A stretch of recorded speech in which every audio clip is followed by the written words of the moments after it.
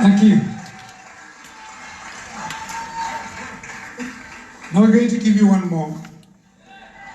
But it's got a powerful, powerful message. It's a song about responsibility.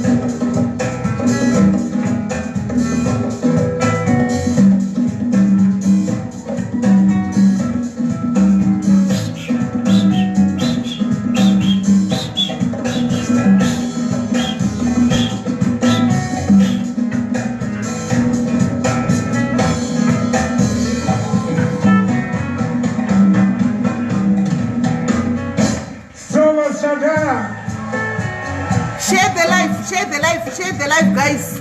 Murudiwa panapa. Pane mudhara watoda kungotsiura panapa nhasi. Dedzai vamwe. Baba unotsiurwa handiti. Dedzai vamwe timbotsiura mudhara panapa. Kana mudhara wachibhaiza unotsugwa nevana palife. Dedzai vamwe mushare life.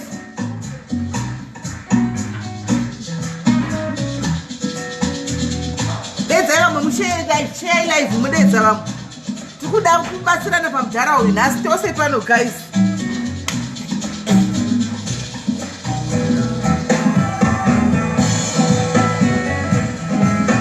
Dedzai vamwe, dedzai vamwe.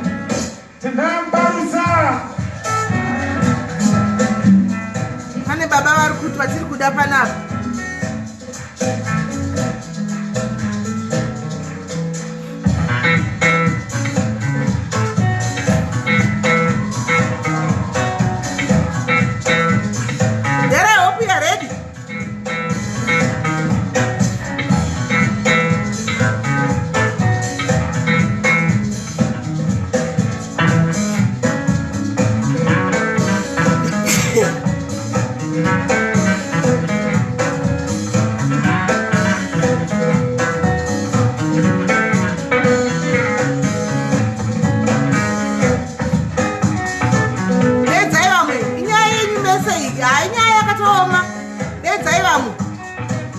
Nasi tiri kudai panapa, uyai pano. Iyi haisi nyaya yangu ndega iyi. Panotsiurwa baba, panotsiurwa nesu tose. Kona mai vakuru vegochemera pano zvaipa. Sivana totopindira chete.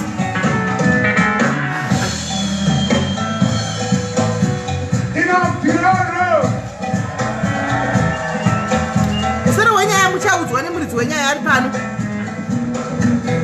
Nyaya chakudzai nyaya musoro wenyaya. Lucinda ndepumina.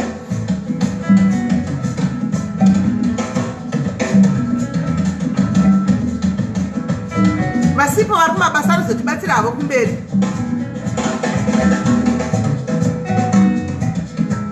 Dedzai vamwe. Haisi nyaya yangu ndoga guys, dedzai vamwe.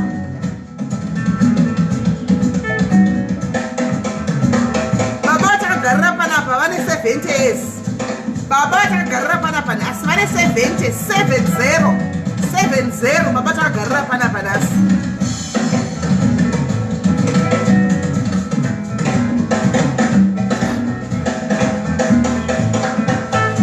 Felicitas date. Martha date. Selina.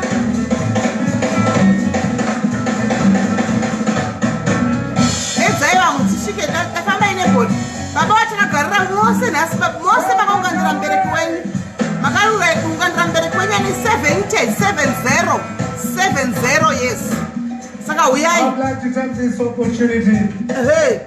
This opportunity to call you all. Thank the organizers of this show. Yes, the organizers of this diaries. For making it possible for us to be here. Yes, for making it possible for you diaries to come and see who this Baba nas.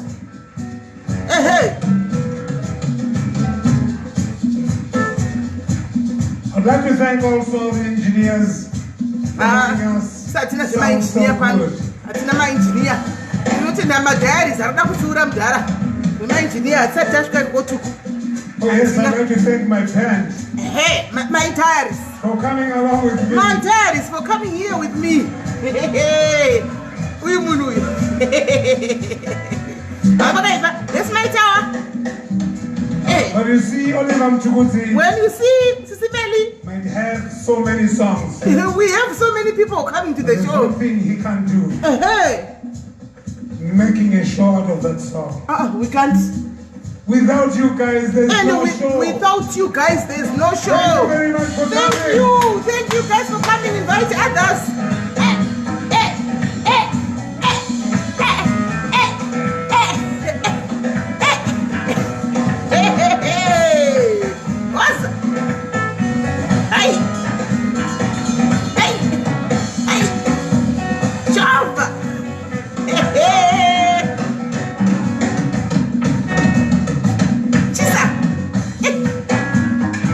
makarekara kwangu ndaipisa.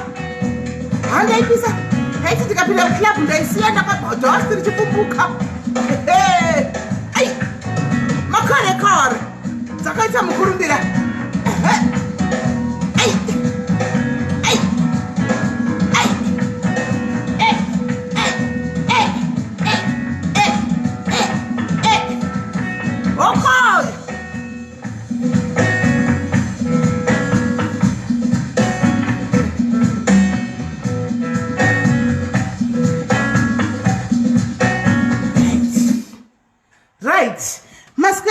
Maskara sei manheru kumatima nenyika nchiti aiwa guys uyatisanganei nhasi pachirongwa chepacha tinacho pano dumenani njani salibonani matsirana budi bonjo niyapila aiwa tiri pano tose muzara nhasi asi tilanganeni zuva ranhasi takaunganira nyaya yatinayo pano haisi nyaya yemusikana wechidiki bodo asi tichazama kuadresa nyaya iyi nerespect.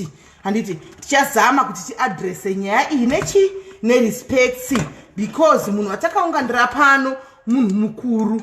Handiti munhu mukuru watakaunganira pano, so tichazama by all means kuti tiadrese nyaya iyi nerespect nokuti hanzi savani choga kwana iwe dikwanire right.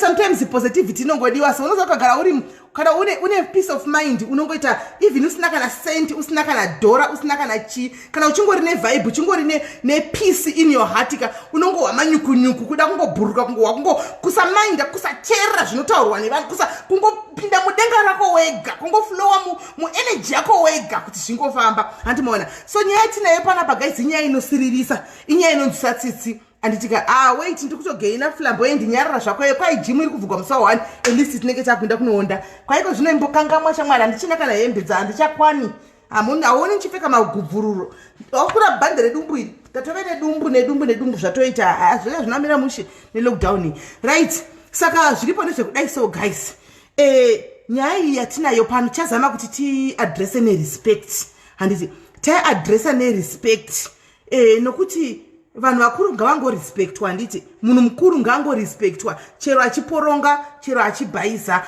anotsvagwa engu yekuti tobatsirana sei nemukuru wedu, because apa pamhuri iri kuchema, gogo vari kuchema, vana ma30s ari kuchema, handiti nemubereki. Saka isusu tauya pano hatina pano kuya kuzojaja hedu, handiti kasekuru wedu ava, kana kuti tauya kutiuye panapa kuzojaja mudhara wedu, kana tiuye panapa tizomuti aiwa tichaonesana after tanzwa nyaya kuti tomuapproacha sei, because tiri kumuda pashow. Nhamba tapuwa tinadzo, dzana baba mini tinadzo dzose, asi tisati taunza mudhara pashow toda kutanga tazoonesana kuti tovaunza sei, tovaapproacha neengo ipi, because kana vakasatinzwawo isi vasingatizivi nhasi then panenge pakaipa chasara nchekuti chingomirira kunzwa kuti vauraya munhu. Handichimaona ndozvatinenge tangosara kuti tinzwe. Saka toda kuti tizame kubatsira mhuri before zvisati zvasvika kupi ikoko, nokuti pazvasvika pakadi pakaoma. Ini ndisati ndadeedza guest ari kuuya nenyaya yake pano, vanove vakandibata. Handiti regai nditange ndakuplayera maaudios mushure mekunge nezuro andifonera paya tataura achema vachema. Ini ndinoteerera hangu kana munhu achichema because ndinenge zati anenge achida kuita vent out. Handiti apedza kuita vent out paya tatoti maybe nyaya yapera totoona zveakunisendera zvemaaudio inzwai futi sisi zviriko zvinhu zviya zvatanga. Handiti maona hapana kumira mushe akuchema futi, unotopusa kuti zvinhu zviri kufamba sei. Saka ndikazitanga ndamuunza manje haachazodii baba vatinge vari rongo timbomira kujaja timbowa. Ndoda kuti mungowa maaudios chete sataenderera mberi. Handiti zvakaoma maimemo izvezvi kana tizive kuti zvamuri kuti vana vanoenda kuwelfare kwacho zvinobuda here, baba vacho havagadzirisiki, vanhu baba odhi vacho vatiko kudii nazvo, mukoma wavo achita vanotozviziva vakambozvigadzirisa asi havachinji, baba havachinji. Zvino havatombochinji, mai vanga vachingonzwisa tsitsi vazomboya zvekumba kwangu zvinhu zvacho hazvinyatsokuita zvakanaka. Mati baba ivavo vakaita handitozivi kuti vakaita zvokudii. right. zvinoitawo here kuti nhasi mavatumira mari yeye vanhu kuzara mumba kuita sei madho achibva hanzi mai vachifukurwa vachishama vachiita se vachiti nhasi ndinokuuraya haina handitombozi kuti ndoita sei nevanhu ivo bani baba kuti mamvaudza here vataure nemunin'ina kuda zvinochinja iye zvii ndatopinda pama1 kunzi iye ndiye anobata foni achifonera rumbe ari kubotswana achitaura izvo saka ndingade ndichingonyarara here zvinhu zvakadai ngozi iyoyi kana vazofa ngozi yacho inongopedza nyangwe nevana vedu chaivo inoteverera nyangwe azvanzidzavo zvizi dzakaramwa kunyarara kuti zi right maaudio ayo regai ndikuplayerei zvakare munyatsonzwa because foni yangu inenge iri sure kumacomments regai ndikuplayerei zvakare munyatsonzwa guest ndisati ndamufonera zvakaoma mai memo izvezvi kana tizive kuti zvamuri kuti vana vanoenda kuwelfare kwacho zvinobuda here baba vacho havagadzirisiki bani baba odhi vacho vatiko kudii nazvo mukoma wavo achiita vanotozviziva vakambozvigadzirisa asi havachinji baba havachinji zvino havatombochinji mai vanga vachingonzwisa tsitsi vazomboya zvekumba kwangu zvinhu zvacho hazvinyatsokuita zvakanaka noti baba ivavo vakaita handitozi kuti vakaita zvokudii zvinoitawo here kuti nhasi mavatumira mari yeye vanhu kuzara mumba kuita sei madho achibva hanzi mai vachifukurwa vachishama vachiita se vachiti nhasi ndinokuuraya haina handitombozi kuti ndoita sei nevanhu ivo bani baba kuti mamvaudza here vataure nemunin'ina kuda zvinochinja iye zvii ndatopinda pama1 kunzi iye ndiye anobata foni achifonera rumbe ari kubotswana achitaura izvo saka ndingade ndichingonyarara here zvinhu zvakadai ngozi iyoyi kana vazofa ngozi yacho inongopedza nyangwe nevana vedu chaivo inoteverera nyangwe azvanzidzavo zvizi dzakaramwa kunyarara kuti zi right aya maaudios ari kubva kune mumwe mwana musikana akadorogwawo mukuru ari kumba kwakewo wachazivi zvokuita kuti woita sei asi festibon yacho ndo yakandibata ikati sisi ndinoona muchibatsira vamwe ndona diaries ichibatsira vamwe handitika saka ndoda kubatsirwa tambozama kuvanza dambudziko iri but hazvichabetseri because zvazara area yose handitika asi ndegai ndisataure nyaya kune vachangosvika tinokugamuchirai nyaya isati yatanga anga achingori maaudio nandichiti muplay because akatanga kuzotaura iye ina ichakwanisa kuplaya maaudios ndati mugare manzwa maaudios saka ndegai tichimufonera arimo macomments zvake muchinzwa nyaya yacho zvisere Sebele unjani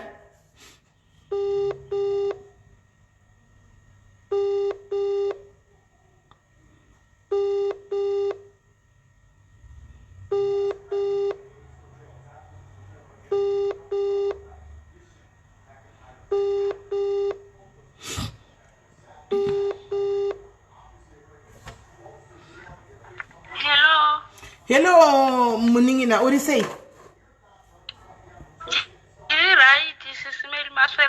Ndaswera angu waswera sei? Tine kugamuchira pachirongwa muzuva ranhasi ukaona mbudzi yozvarira pavanhu hanzi ndoda kutandirwe mbwa. Iwe wakasvika pakuti hazvichabetseri kuti ndirambe ndakanyarara asi waiona umwe achibatsirwawo pano sokutaura kwako ukati rega ndindewo paruzhinji kuda ndingabatsirwawo dambudziko radai kushungurudza iri. Handiti saka tiudzewo kuti ndiwani utoda kuti utiudzewo zvako a brief history about yourself kuti ndiwani uri kupi unobva kunzvimbo ipi zvakare chazoita kuti iwewo usvike pano padiaries kuti ndoda kuenda pamadiaries andibatsirewo chingave chii. Alright. Ini zita rangu rekuberekwa ndinoitwa Rumbidzai Chirume. Okay. Ndinobva kwaGutu kumusha. Ndine makore anoita 26. Asi pari zvino ndiri kuno kunyika yeBotswana kuGaps ndiko kwandinogara. Ndauyawo pano vanhu vaMwari ndinodawo rubatsiro.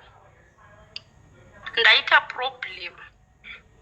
Ndingati dambudziko iri ndoti ndera baba namai vandiri kuda kuti vagadziriswe mumba. Dambudziko iri ratove nemakore 26 years zvinhu izvi zvichiitika pamba. Ndinofunga pazvakatanga kuitika ndakanga ndiri kuma5 to 6 years pandakatanga kuzviona zvichiitika. Saka ndaingotiwo vanhu vanodii baba namai vari kudii vari kunetsana vari kurwa mumba zvichaita sei zvichapera. Saka panguva iyoyo taigara kuHarare ndandichiri mudiki zvangu ndiri kuma5 to 6 years.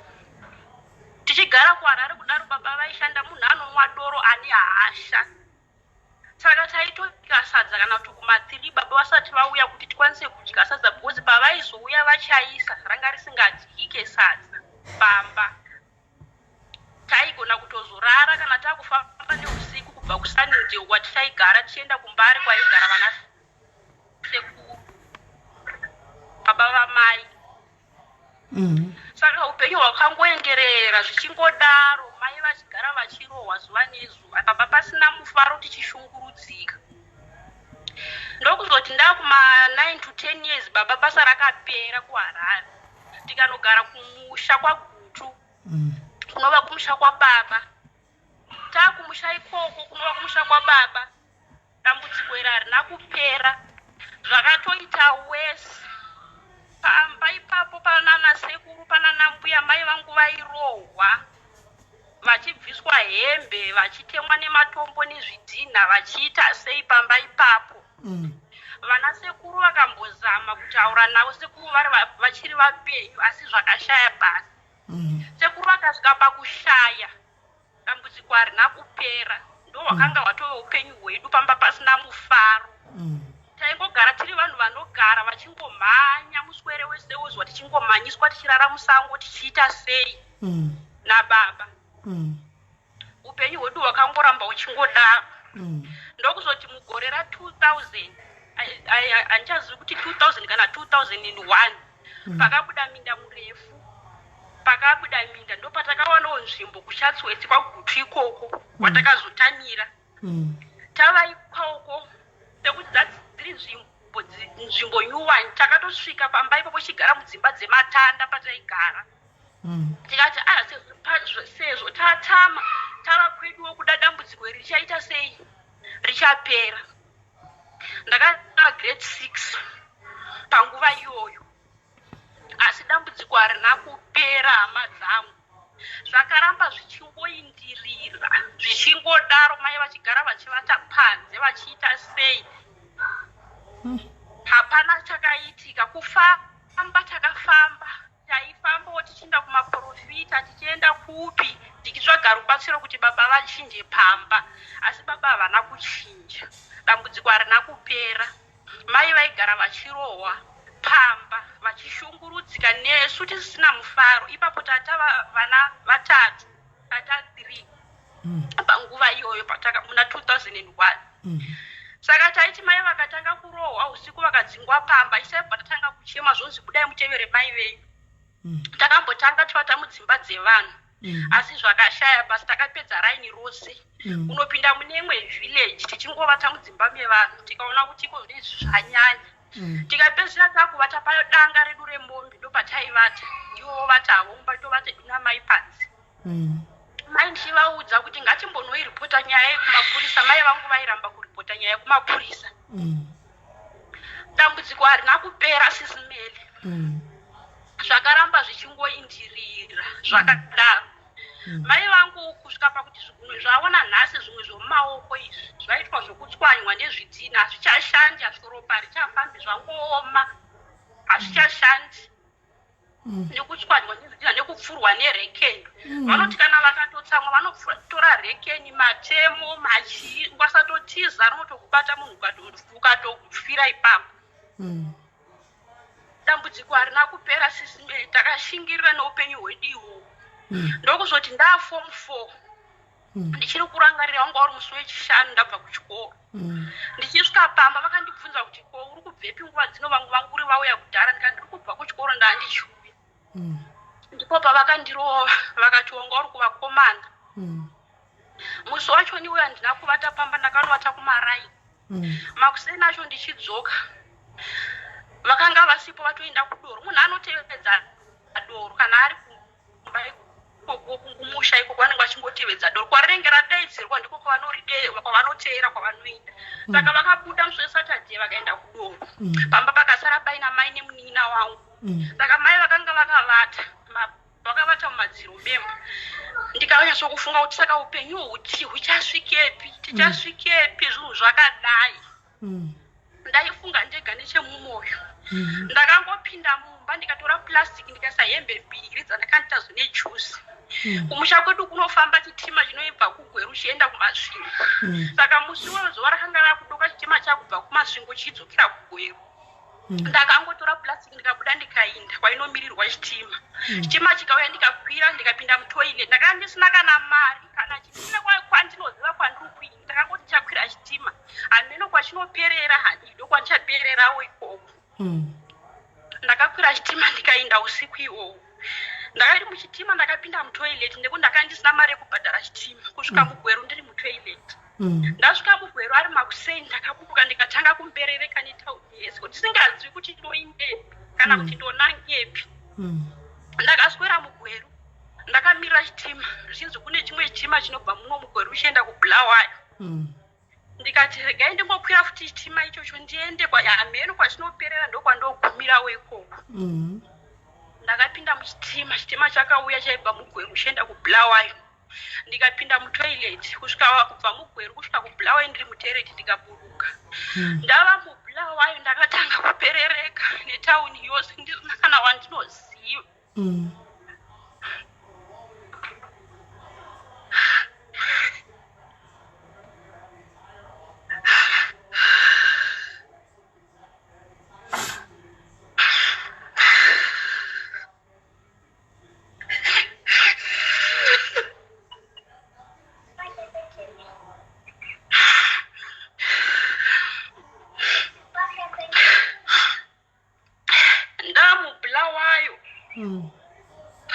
Ndakatanga kufamba netauni yese. Ndichingofamba ndingodhibha nangosvika pane vanhu vari kudya vakaziva matekawo endodyawo ipapo. Ndovonga ndakakoita kana mazuva 3 ndichirarawo pane vanhu vaingorarawo mavhuranda imomo ndomandaingovatawo. Ndichitoshayi ndikudai ndangoona hangu chero mukomana anonditi handi ndaingoinda sidaitomushaya. Ndikazosvika pana vamwe mai vaibika sadza. Vakandibvunza kuti ndengunda kuona makuseni wakagara apa unombori aniwe unobvepi. Mai ava ndinakuda kuvataurira chokwadi. Ndikavati baba vangu vakashaya handina pekugara ende handina kana hama ndozvandakavaudza. Zvikandisaka kunoku uri kuda basa here? Ndikati ndiri kurida. Mai vaya vakati ndakuchikutora chikugara newasi unenge uchibasa rako ringe riri kusuka mapoto nekusuka ndiro. Ndikati azvine ndakafara ndikati ndawana pekuita sei pekugara. Ndakagara namai ava kuda mwedzi ndichiita basa rekuvasukira mapoto asi zvakaoma. Saka pavaitengesera sadza pari padhuze nechitima chaibva kuBotswana chichisvika muBulawayo panguva iyoyo. Saka ndakafunga futi ndega ndikati zvinondodii.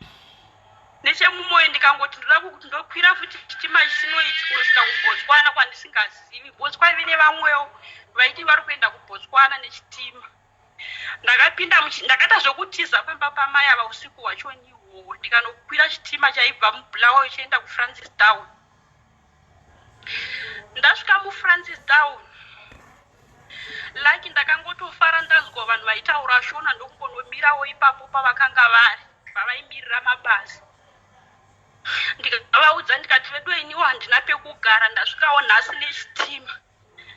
Zvikanzi kana usina pekugara unotomira pano pamabhizi job unonobhadhara usiku. Every night unenge uchibhadhara kune kunorarwa kune mumwe mukadzi ane imba kwanenge uchirara si unenge uchibhadhara waswera uchishanda. Ndikati hazvinei ndinoswera hangu ndichishanda ndonobhadhara nekuti ndaida pekugara. Ndakatanga kumira mabhizi job ndiri muFrancistown nguva iyoyo ndandisina kana bhebha ndisina kana chii. Ende zvandisina kana zvandaiziva zvaiitika panguva yero. Ndakatanga kushimirawo mabhizi job ndichipiwawo ma20 pula ma30 pula asi ndaitofara ndichiti zviri nane at least ndawana yechikafu neyekunobhadhara pekurara. Ndakazoti ndati gare gare ndopandakasangana nemukomana akati anondidawo. Mukomana uya ndakaita 2 weeks tichifambidzana. Akati achirega ndichichikutora ndinogara newe. Nekuda kwesituation yandaive nayo ndakaenda kunogara nemukomana uyu. Zvakangoma kudaro iye aitotamburawo achingoitawo zvemabhizi izvozvo zvaaita. Takagara kudaro muFrancistown imomo kusvika ndiite mwana wangu wokutanga. ndaita mwana wangu wekutanga takagara kudaro mwana ane 2 years chibva ndaita imwe mimba yechi2 ndaita yechi2 baba vemukomana vakashaya kuZimbabwe apa ndakandotove ne9 years ndisati ndambodzokera kumusha panguva iyoyo pasina kana communication pasina kana chii kuvabereki vangu kusina kana anhu hama yaiziva kwandaive panguva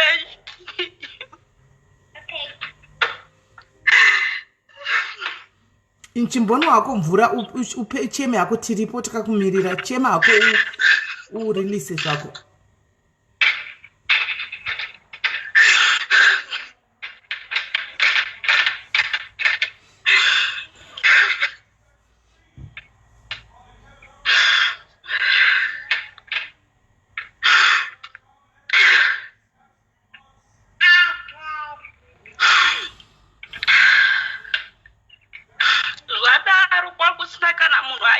kwandaive kuti ndaivepi kana hama kana naivepo hapana iziva kwandaive vabereki vemukomana vacho kwakashaya baba kutanga haana kuita pakazoshaya mai vake ndo pavakati ngatichiendai kumusha kwacho kubhikita ndo patakaenda kuZimbabwe kuchibva kuFrancis Sound tichienda kubhikita kumusha kwemukomana ndasvika kubhikita apa wanga wave nevana 2 alright.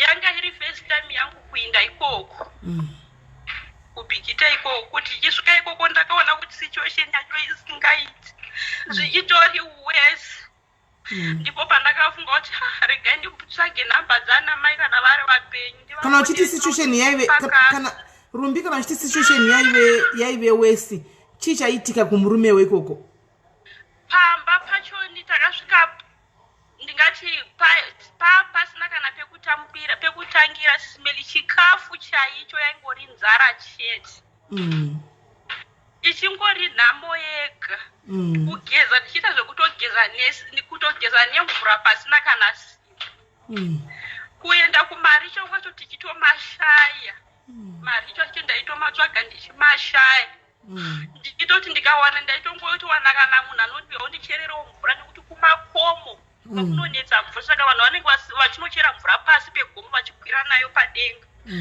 saka ndaichera mvura kuzadza dhiramu ndopiwa bharesi pokuti ndikwanise kuwachira vanhu asi ndakazvakasvika panguva yekuti ndakutoshayiwa vanhu vanoda kuchererwa mvura vacho ndakuvashaya ndipo pandakazotsvaga nhamba dzamai pandakatsvaga nhamba dzamai kuvakadziwo vaitotengesawo masvingo kuti kana mukasvikawo kumba vaudza kuti vasangana nemwana wenyu kuno vandifonere ndikavapa nenhamba dzandaishandisa pasina kana mazuva mai vangu vakandifonera ivo baba ndo vakatondifonera vachinzwa voisi rangu vakatanga kutochema vachiti ndaifunga kuti wakafa wakanga uriko kuno ndakandisingazivi kuti uri pai kana kuti uripi uri kupi ndichatuma mai vauye kuzokutora the following day racho niroro mai vakauya vakanditora ndokuparadzana kwandakaita nebaba vevana vangu iye akabvasara kumba kwavo ikoko ini nchibva ndaita kumba kwedu ndichisvika kumba musi watakasvika kumba namai vakatanga kupopotsedzana pasina chinguva vanga vakutomhanyisana usiku ihwohwo ende zvinenge zvichirwiwa zvacho pane pasina kana nyasi nekuti baba munhu ane hasha nehasha idzo dzavazopedzisira vakutora rekeni matemo chavanenge vainacho panguva iyo zvidhinha zvese vachinenge vachitanga kurova mai panguva iyo ndikavati baba ndodambudziko rakandibvisa panopamba munodarirei ndozvinhu chandakatizira panopamba kuti ndinoita makore musingazivi kwandiri asi nhasi ndasvika ndichiti ndiri kudzoka pamba matanga futi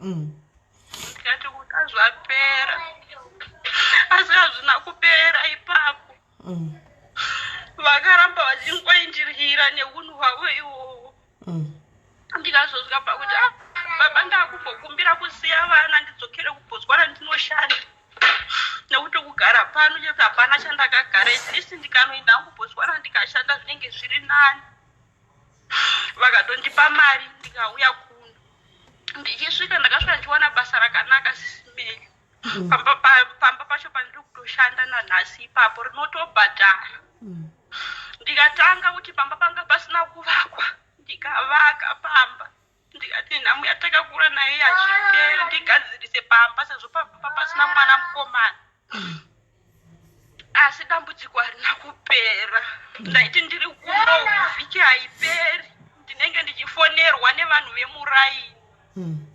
kuti baba vako vauraya mai vako kuno apa ndinenge ndisina kudza kuti ndoita sei handina kana help yandaikwanisa kuvapa mai kuvafonera kuti endai kumapurisa mai vaendi kumapurisa pa26 years mai vana musi 1 wavakandiripota kumapurisa hama dzavo dzababa dzakazama kutaura navo asi zvakashaya basa kumusha kwana mai vabereki vavo vapenyu akushandisi dzacho dzakazama asi zvakashaya basa kuinda vanenge vachiinda pavanorohwa ipapo vachidzoka vakainda vakanogara kana mwedzi vanoinda vachidzoka apa ndasiya vana kudaro vakatanga kuita noizi dzavo idzodzo mai vachitiza pamba zvava zvakunyanya kundirwadza ndekuti mai vaibva pamba vosiya vana vaya vandakasiya vasina munhu apa kumusha kune mapere kune apa vana vadiki ndozvava zvakunyanya kundirwadza izvozvo nanhasi kuti nguva yaya vanobva pamba vanosiya vana pamba pasina munhu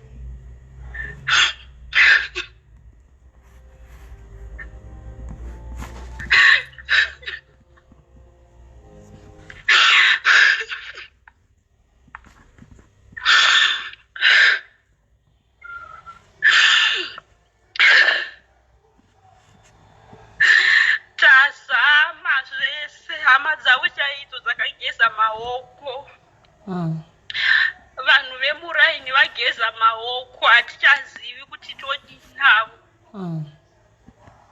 ndonyaya nyanya ndauya nayo pano vanhu vamwari ndinodawo rubatsiro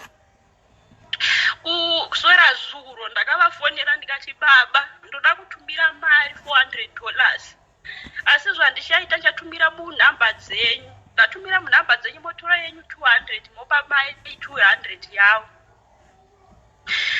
usiku hwacho nihoho ndakatozofora ndafonerwa kuma12 nemunin'ina wangu akaroorwa kudhuze ikoko zvinzi mai vari pano nenhau yemari yamati muri kuda kutumira vatorohwa nababa vachizira kuno usiku hwacho nihoho apa mari yacho ndasisa ndatombotumisa nezuro makuseri ndichifumbira ndikavafonera ndikati nhai baba ingawani ndakati ndokutumirai mari ndokutumirai nhari nhasi mopa mai yavo saka problemu iri papi zvikanzi mai vako havagoni kutaura ndikachereka ndokutumirei mari yacho ndakabva ndatumira mari nezuro makuseri kuma9 ndatumira mari nezuro kuma9 ndati gare gare kuma1 handizivi ndakanzwazve ndakufonerwa zvikanzi mai vatemwa nedemo papendikete varohwa vanga vachiroverwa mubaraini rese hanzi rauya ndo vatozodziva vachipwanya madhoo vachiita sei madhoo wakatenga futi izvozvo uri kubotswana kuko kwari kushanda zvandinotenga zvacho nizvozvo ndozvavanopwanya ndiro vanopwanya mafoni zvese hapana chavasingapwanyi vanopwanya zvese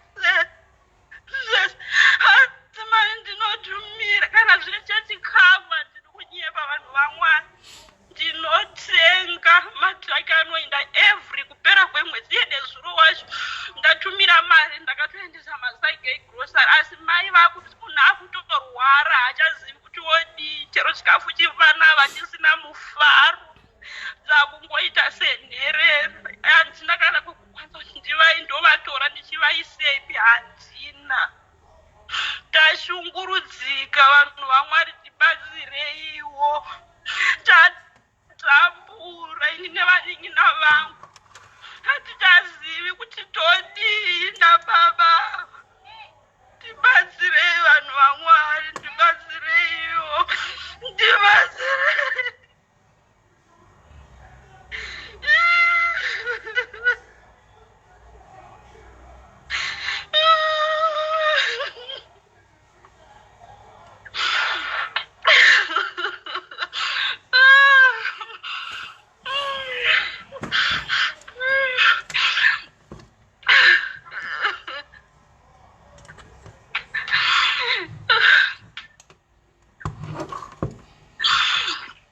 Kufamba takafamba vanhu vaMwari, ndichifamba kumaprofita kupi kwatinofamba asi zvakashaya basa. Vari kunzi vane ngozi yavainayo. Ndakatotanga inangu handisi munhu anobhilivha mune zvengozi kana kuti mumhuri medu makambofiwa handidi kunyeba, asi vari kunzi vane ngozi yavainayo ndo inovaita kuti vadaro. Tashungurudzika vedu mafamily members ose vakazama zvikashaya basa. Pa26 years hatina mufaro isu sevana tiri 4 kudaro. Apa tiri vana vasikana. Kuona mai vachirohwa nezvibhakera vachitemwa vachipurwa nerengeni zvinhu zvakaoma. Vasikana haukwanisi kana kubata kana kuita sei. Ukada kuti ubate unobva wabata nidzione wewe. Zvakaoma vanhu vaMwari, ndibatsireiwo. Ndatambudzika. Vanenge vangu havachisina mufaro, vana vandakasiya zakuvenherera. Asi ndiripo mupenyu. Chero pandinoenda maholidays kana kutora vana kuenda navo kana kumbodhegani pokudawo nevana kana kuenda kunana kwedu, havana vanenge vasina kana mufaro. Unonzwa vakutoti mama ngatidzokerei tiwana mbuya varohwa nasekuru. Zvinova zvinhu zvinosiririsa baba. Kunyadzisa kwazvinoita ipapo vanenge vachirwira muraini mune vanhu makazara vanhu vachidaro. Tatambudzika, tibatsireiwo vedu ndibatsireiwo. Right. Saka vana vako izvozvi uri kuno kudai so mai nezuro ndakanzwa kuti maaudios akatumirwa nemukadzi wokumarangi kwenyu kuti mai varohwa vatiza kumba. Saka vana vanenge vanani vako tuwa? Zimwe nguva vanenge vatotizawo navo pamba pachanogara kana kusango. Saka vana havana kana mapassport zvokuti tikati utore vana. Plus unoita stay in. Plus the other thing anoita stay in. Saka achita stay in kwanogara vana manje chero akatora samapassport ane no Botswana. Vana ava vanosara nani iye achigara ku stay in. Pakati pevhiki panenge ari ku stay in. It's still a difficult situation. Anyway, saka iye akandipa nhamba dzababa vake. Anditika nenhamba dzababa mninimnin'ina wababa. Saka isusu madiaries tatuye pano tionesane. Anditika it's either we call baba ava and we plead na baba ava. Tichivaonesa nekuvaudza kuti if he keeps on doing zvokuisa ruoko tiri mapurisa ende tichavasunga tikavakaenda mujere. Handiti. And then point number 2, isusu pana patizere nemapurisa tinawo padiaries pano. Then we consult one of the police officers vepano. Handiti. Voenda babava because hanze wakati baba wako vanoshanda kuharara. Handiti. Vanoshanda kuharara vatodzokera nhasi. Alright. Saka vanoshanda kuharara vachi every Friday vanobva vakwira bhazi kuenda kunorova mai ava kumusha. Handiti maona. Panoenda kumusha weekend oga kunodii kunosiya varova mukadzi.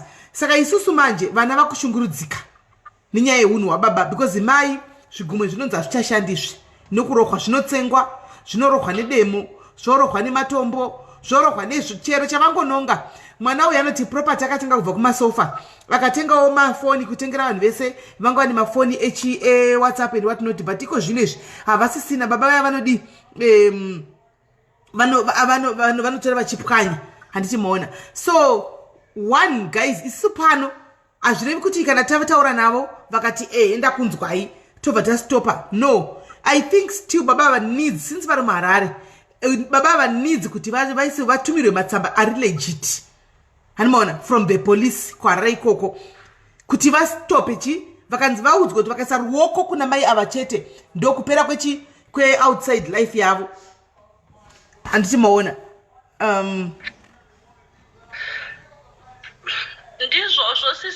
For now muri kuti mimi we should remove mai tivabvise handitika saka tovabvisa vaniswa kupi pane here kwekuti mai vanogona kubva vachienda mai havadi kubva pamba pavo Sis Melly vanoti pano ndepangu ndakasvika pano pari pasango ndorega here kunozvi ndava nevazukuru ndoibvazve here pano pamusha ndichiindepi ndakasvika pano pari pasongo pari padongo ndikavaka ndikatema minda ndikaita sei ndopo ndonzi ndichibva nhasi munhu asingadi kubva anongoti ndioshingirira nekuti ndava nevazukuru vana vangu dai kuri kubva vakabva kare pa26 December pavanomboenda kumusha kwavo vachidzoka vanoita vachidzoka kuti ndodzoka pamba pangu. Right, so there you go. Muri kuzvinzwira kune mwana anzi mai chero chikadii handimaona avade kubva pamusha pavo mai chero zvikaita sei kuti vabviswe vaendeswe somewhere else avadi kuzvinzwa mai ava vanotaura kuti ndakavaka ndakatanga musha uriri dongo ndikaita musha wangu handingasii zvandakaita zvese nekuda kwomunhu ndofira pano saka how best can we help mai ava because I don't know how best can we help my ava right guys atidi kuwesta nguva let's not waste time antika tiudzane action tikatiwonesane tisemusore pamwe chete amai kuvarojera is not an option havabvume zvamuri kuudzwa nemwana mwana akatraya ndakamubvunza sezvo nezuro akatraya kuti anhingirire ataure navo kuti mai ibvai mai havadi kuzvinzwa saka chero tikadi she's not willing kuti vabve mai havadi kubva vatojaira kurohwa in other words vatojaira kurohwa havo vachimanyiswa vachitizwa vachirumwa vachitemwa nematemo vachitemwa nerekeni vachivata mumatanga imomo vachifukurwa hembe ndo zvavatojaira anditika saka naivediwei naifarai fortune chigogo pano toita zvepano hatisi kwatilda pano tiri paSis Melly's Diaries tiri kuita zvepano handitika sana makutudza zvatilda ka makutotikanganisa makutotishora zvatiri kuita pano isi zvedu hazvishandi zvatite tilda ndo zvinoshanda we respect tilda nebasa ravo ravanoita ikoko handitika isusu tine vedu vanouyawo kwatiri vachirespecta zvatinoitawo pano saka there's no need yekuti hanzi regai tibate tilda titume tilda tigozodii tinoita zvepano isusu pano tima diaries tinoonesana handitika haisi nyaya yekunzi kunotorwa decision nemunhu one kuti ndakuita zvakati tinoonesana zvatabvumirana pano ndozvotoita zvekwatilda munoita zvekwatilda kana muri kwatite tilda nesuwo tinovafolowa tetilda pakana tiri kwativaudze zvokuita kuti madii mambodai hativaudzi zvokuita tinoenda kunoteerera mashows avo tisapota tiriko handitika so guys ini zvaakuitika nezvokutika I'm now opening the lines to you guys handitika kuti muchifona mwana wayo apano tichionesana kuti toita how best can we move forward handitika because inini option yangu handitika ini no musafone panhamba dzinakola kanhai vanhu musafone panhamba dzinakola handiti musafone panhamba dzinakola handitika tine madiaries pana pakatowanda stereki who are also in zim yekuti mangwana vanogona kuswera vatovekowo futi handitika tine madiaries akawanda instead of tibate umwe munhu totogona kutuma wedu mudiaries akaenda kumangwana hello kola Hello Sis Melly muri right here kola ndiri right nyaya yeabuse mufunge zvinorwadza zviri kukurwa kuri kuitwa mai avo unoziva zvinoita munhu anenge akabereka anenge achiti ndiri kutirira vana vangu vandakabereka handingasiye vana uye munhu anenge avaka vabereki vedu vakudhara they believe kuti kana ndakavaka musha wangu handibviswi zviri nani ndifire ipapo since baba ava vari kushanda kuharare vakatumirwa masamonzi ekufunga kwangu semunhu anonzi anenge ane ngozi ka munhu ane ngozi zvaanoita mapepa apano mareceive anoti okay mafunga kuti muchindisungisa vanodzokera back vakanodhemeja mai ava kana kutovauraya saka I think the best way baba avanda kutongosungiswa since kuine proof yekuti mai ava vakatotemwa nedemo kungoenda kumapurisa straight kana muchinida eni mapurisa kuharare ndokubatsirai motobata mapurisa vanokutongoda arrest because vakapiwa warning munhu ane ngozi anonetsa tinavo vanhu vakapedza vanhu anogona kutodzokera kumusha vakanouraya mai ivava ndatenda hangu Sis Melly. Thank you very much. Thank you caller. Thank you. Right. There is another option. Ndio zvana ndichifunga inini kuti it's either we tinobata mapurisa toita paperwork yese andimaona we give the tinawo mapurisa ari pana pa hobo inini ndio zvana navo vari pana pa hobo tinongobata voita paperwork yese and varipo kune vandato invite a few vari pana pa mapurisa vari kuosha this show then we just give them the details and everything mapurisa ongonanga straight kupi kuna baba ava anditika vakutonopiwa protection yacho order ikoko votosamuno mapakana zvitoita kumbotogwa iri Friday vombovharigwa 2 days vozovhurigwa nemari anditi maona ndozvanandi kuti tivaone kuti zviri serious zvakaita sei baba handimona because chiri kuita baba chanditu kuona ini ndechekutika baba ava hapana munhu akambovaripotera ever since havanambobvira vakaripoterwa kubva kuvana kubva kuna mai havanambobvira vakaripota handiona so baba ava vari kuita advantage yekuti havana zvavanondiita. They will not report me. They can't do anything. Remember, this is 20. We're talking about 26 years. Pano. Baba vachingodi vachingorova maya. Antimona. Semanzwira ndaita mataura aita arikuti hama dzamai dzinenge dzakatopedzisa dzaramwa saka mai ava vakazofa and it will be very very difficult because zvinooma vanogona kuramwirwa mai ava saka the best way kungoinvolva police straight baba vakambonovharirwa. I think that's the best. All right. Thank you very much, caller. All right, Sis Melly. Thank you. All right. Vedwe mukanzwa kuti ndiri kudropa ka panenge pane umwe anenge aripo mukaona ndichidropa ka panenge pane umwe anenge ari paline musaramba muchimbandidzira kufona ende zvakare namba dzandakapina idzo musafone ipapo panamba dzandakapina. Caller, hello. Ndiri kutotaura kuti musafone panamba dzandakapina umwe ari kutofona. Namba dzandakapina musafone ipapo ndo pana caller. Handiti ndo pana caller. Namba dzemazuva ese 0710101. It's not the one in yakapiniwa. It's your other number. It's not the one on the wall. Yes, yendakapina up ndanchiti airtime because mwana angakumbira kuti my diaries if all goes well andika tifonere baba vacho kana baba mimi andimona ndosaka ndakadapina but I cannot kana phone imwe kutaura kumashure ndokumbira mudzime phone ndofona mune ipi number which number to call ndokumbira mudzime phone ndadzima ndataura kuti number iyo airtime number noroti number inumber ye airtime handiti ndakatonyora makozi achawandisa vediwe. Caller, hello. Muripo rekimera njotre vediwe mukona nchidropa panenge pane umwe ari pako ingati pashotese one muri kunyatsinzwa kuti pane umwe munhu anenge aripo ende taura yenyu enderera mberi kona ndigise number. Okay, Sis Melly, nyaya iripo izvezvi we are discussing about an issue in abuse mukati and abuse yange ichiitika for a long time.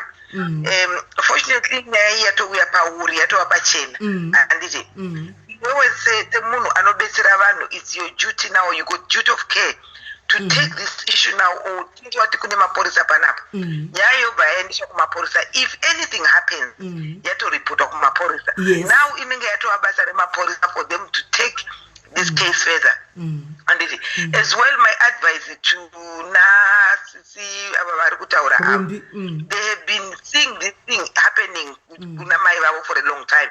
They've got better knowledge about their father than anybody else.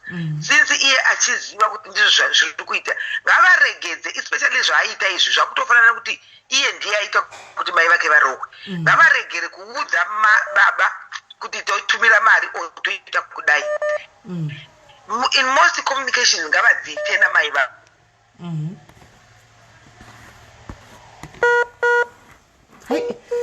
Diaries ndokumbira kuti mukanzwa kuti pane munhu paline musafone mirai munhu aripo adone chimbomirai munhu anenge aripo adone mozofona musafone makadai so muchinzwa kuti pane munhu aripo zvinenge zvisina order mirai munhu aripo adone mozofonawo enderai mberi kona. Kola enderai mberi. Kola hello. So because nyaya iripo panapa mutema urecognize chivanhu icho chetiri kutaura chengozi but kune evidence yekuti mai vakatemwa nedemo which is now abuse. Abuse ichinhu chinosungirwa munhu woenda kujere. Baba vambosungwa vambopinda mujere zvavambosungwa timboviga zvemamhepo panze zvimwe izvi panze. Baba he needs to go to prison a little bit. All right. Because tikati toregerera baba kuti vacontinue mangwana inomuka vatomutema nedemo nyama yemunhu inoneta futi vanogona kumurova musoro or somewhere else or wobleed to death obva vafa mai toti takambotaura nazvo but as from now tichipedza kudropa macalls edu emadiary take action.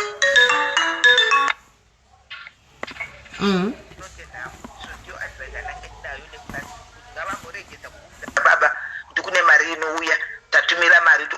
so ngavakoite secommunication namama varegere kutaura nababa baba vanozviziva kuti baba vabvira kugara vachitaura and what chinoprovoka noise vanochiziva kuti chii so ngavaregedze more communication kuna baba vataure namai mari ngaipiwe mai. Alright. Rumbi uri kuzvinzwa? Ndakateerera. Hanzi mistake iyoyo uri kuita iwe mistake number 1. Wewe uri kupa baba mai mari? Apa Sis Melly ndichitiwo sababa vakakura vachichengeta regai ndingovatumirawo mari ende semhuri ndo baba vandinotiwo kana ndichitumira mari yakawanda ndovatumirawo kuti motaurana namai kuti moitawo sei nemari iyi. Izvo ndisingatozivi kuti ndiri kutoita problem isingaiti. Saka madhaya ndichitanga panapa vari kuti mari usatumire baba. Tumira kana uchida kutumira mai vako mari, tumira kuna mai vako straight and wobva waudza mai kuti mari vasataure kuti watumirwa mari. And the other point taura nakola vari kuti how do you ungafila sei right now timboti baba vambobatwa mbijana vambosungwa mbijana? Hapana problem. Ndoda apa problem iripo Simeli ndeyekuti handisi kuziva mai vacha mafoni ese kuZimbabwe kuita kana yemunin'ino wangu wakusenda maaudio hapana kana iri kuita kuti ndione meshazoishuwa kuti vakachemwa nedemo kana ziva kuti vari seiko zvine zvahandina kana wakufonera mai vari kunzi hatikwanise kufonera mai because mai vari kunzi kubva zvavakatemwa nedemo nezuro mafoni haasi kupinda, mufoni yemunin'ino wake haisi kupinda. Handizivi kuti munhu ane foni iri kupinda chete ndo baba ava nemunin'ina wavo bamunini vanga vachinzi vakambozama kutaurawo nani namai na baba nemukoma wavo but mukoma anoramba achingoita izvozvo. Saka hatikwanise tifonere mai dei mai tatine nhamba dzokuti tikwanise kuvafonera tanga tataura namai tovakonvinzawo sevana vavo mai kuti amai onai kwazviri kuenda uku munogona kufuma makaurayiwa zvokuti hanzi ndinofira mushonga kana kudii hatisi kuti ibvai but imi chimbosumukai mumboenda kana tichitawo zvatiri kuitai moenda kupolice report nayo iswe nemi handimaona tobatsirana tese tovaonesa kuti madangers ekuti varambe vakaignora abuse yakadai sekurwa everyday ndehapi zvinofonga haisi kupinda. Izvozvo Sis Melly hazvitoshandi zvokuti maititaure navo nekuti hapana vanotongoti musainda zvinopera musainda vanototya ndichi vanotyei kuinda kumapurisa handizivi zvekutotaura navo hazvitoshandi dai zvaishanda vakadai vakazoenda kudhara pandai vaudza izvozvo asi kuti hazvitobetse ndosaka ndatouya pano ndatozviita ndega ini. Right. Saka guys kwanzi kutaura namai hakutobetseri because havadi kana kuzvinzwa havatodi kuenda kumapurisa. It has been 26 years of abuse and my now she's now addicted to this abuse. She's now saying kuti izvo zvinoitwa nevakadzi vakawanda ndakagarira vana ndakagarira imba yangu why you are being abused and wogumisira kutoita kuti munhu apondwa munhu achiti ndakagarira vana but isusu sevanhu we got duty of care we got responsibility to take action as well to alert the police about the incident dzinoitika mumba kuti kunokuita abuse yakadai then vemutemo they are now going to take action since mama vakakuwara and the hospital letters they are going to be the evidence kuti incident yacho yakakura zvakadini then mapolisa they are going to arrest the men according to kukuwara kwamai but the problem andinoona inini mai she might as well say no handisi kuda kuti vasungwe. That's the other problem andinoona yatinayo panapa uri kuona but hatiti mutemo utore action ndizvozvo maita basa kola regai pane 2 minutes tise vamwe vanhu makoza chawandisa. Thank you makoza chawandisa zvoti achatoziva kuti ndotora ipi ndodropa ipi makoza chawandisa. Anyway toda kuita action still we want to take action ngazvirege kuti tingoperera mukutaura so we are going to take action handi muri kunzwa kuti hanzi kuti titaure namai it's a no handi iye angati taurai nababa but imimi madhayaris mukuti kuna baba it's a no handitika saka hatina zvatinotaura nababa hatina zvatinotaura taurai nemunikana ivo baba varamba kutaura munon'ina wacho anonzwisisa iyeye mukataura naye anotonzwisisa kana kuri kuinda kwavari ndiye anotonovaratidza pavari nekuti vambotorwa nemapurisa kana vachipiwa masamona vanopiwa imototaura neiyeye ndiye anotonzwisisa ivo uchava vakatongonzwa kuti mukutaura nenyaya yorigona kutokata kana kusatokudeerai saka bakuninava ndivo vandakatotemba kuti vedu weka mukataurawo navo vakanzwisisa. Alright. Rega tinzwe vamwe kola hello. Halo. Aiwa baba wadambozvamburwa. Wazvamburwa handiti omboita hunhu. But first of all, musikana ngaashedza amai. Ongoti ayo amai vari kuunza vana kuno kuholiday. vaenda kuholiday kuBotswana ikoko iwo gara watogadzira imba yekuti amai vagare nevana somewhere else kuBotswana. Lolo wanzwa here nyaya yese kana kuti hauna kunzwa? Ndainzwa. Right. Kana wanzwa kola ati kuna mai it's a no-go area havadi kuzvinzwa zvokusiya musha wavo. Aiwa, hataure kuti siyai musha ngoti muri kuudza vana for holiday. Ko mai vanosimuka vachienda kuziningikiri mai vakura kava vaichembere havana kana nepassport vanoendepi? Vanoenda nei? But that's another idea yake kutoti muzvitomboshande because baba havasi kurependa. And vakamai vakagara muZimbabwe vanotodzokera kuna baba chete. But panguva yese yatinenge tichimirira kuti mai vatorese vatsvoge passport yavo nevana iko zvino necorona iyi vanogona kusapinda mabhodha akavharwa. Chii chinenge chichitika? Because but 26 years apaka waramba kutoterera hama dzavo dzese. Even takati mufundisi ataure nawo hapana anotombokuma. Or else someone else needs to report police asungwe. Ndozvandiri kufungawo inini kuti polisi vambovharirwa mwedzi vhiki variko. Aya but vadomboshedzerwa boys vambokwaturwe. Kukwaturwa chaiko because kuzviitisa uko hapana ngozi inomboti inotageta mukadzi chete. Because ambuya ada kuredzwa kuti koimi makafa wazukuru wenyu anosara nani. Wada kumbonyatsa kuudzwa chaizvo as it is. Because right now the other thing chero dai vanga vane passport yacho mabhodha akavhagwa vanoenda nepi? Vanokujamba wani. Because this is zvokundipisa hasha chaizvo zvomuchi. Vanhu vari kujamba here kuenda kuBotswana? Vanotanzania kujamba. Handizivi kutobvunzawo. Botswana is a solution. Because even takati kuyanga vanogara kumasvingo. She will find a way back to her. Inzwai kola kutaura wati kudi Rumbi? Botswana iri strict zvisingaitifanika nguva inoyi yatiri zvinhu zvakatoona hakutomborina kwekupinda nako vanopinda zvavo but vanopinda nemachansi. Ende kuti mai vasiye pamba havabvumi zvekubva pamba ndoda kufira pano zvinomofawe toitawo ngozi here tichiona zvinhu zvakadai zvichiitika. Mbuya hanga asatombodzwa chokwadi kuti ndo plan. Ime michitongo yapinda neimwe nyaya. Even aichwa. Baba wada kunetsa. Wapere goka? Wada kunetsa because 26 years old. Tochema mai because warowana baba. That's not fair. Amai ava ndeve chikuru ndimai vahombe. Saka vane that mentality yekuti ndinogarira unoziva mentality yaita vanhu vakariyaya yekuti ndinogarira vana vangu pana handibvi.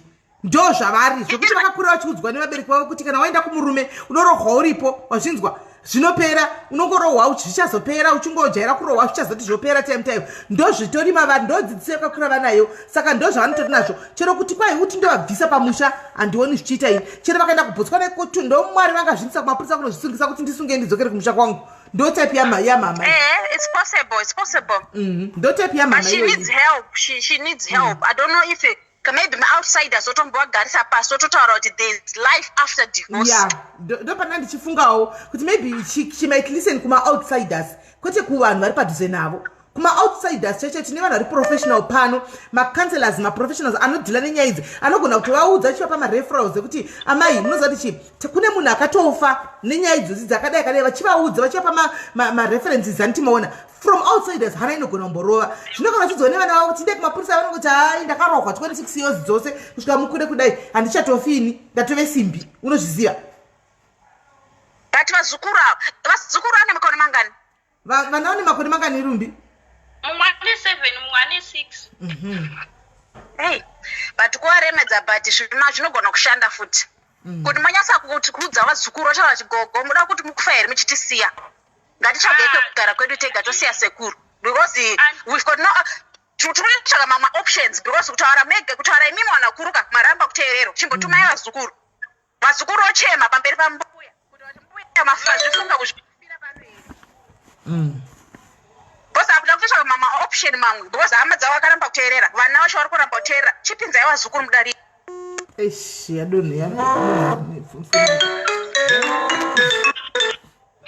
Kola hello kola. Hello, is that Sis Melly? Yes, ndokumbura mudzimu yemefoni iri kumasure. Yeah, that's Eh. You see, my mom was in the same situation. My mom was being abused with my mom, my father. Saka zvandakaita I had kutaura namai vangu ndikati mama munofanirwa kubva pamba apa. Ende tikanotaura nehanzvadzi dzangu tikaenda kwana sekuru tikanotaura kuti baba vedu vari kuabhisa mai. You see, baba vakati ngavaenda nabasa nawo. Ezvinezvi ndikakuudza kuti mama wangu vari kugara zvakanaka, ndakavatora ndikavaendesa kumba kwangu ende vari kugara zvakanaka, she's happy. And mai vangu vako vasina kutombobvira watomboitawo muviri musvino ezvinezvi vari kutoratidzikawo semunhu kuti akagara zvakanaka, but isusu kukura kwedu mai vangu vaingokura vachingorohwa nababa vachiabhuswa.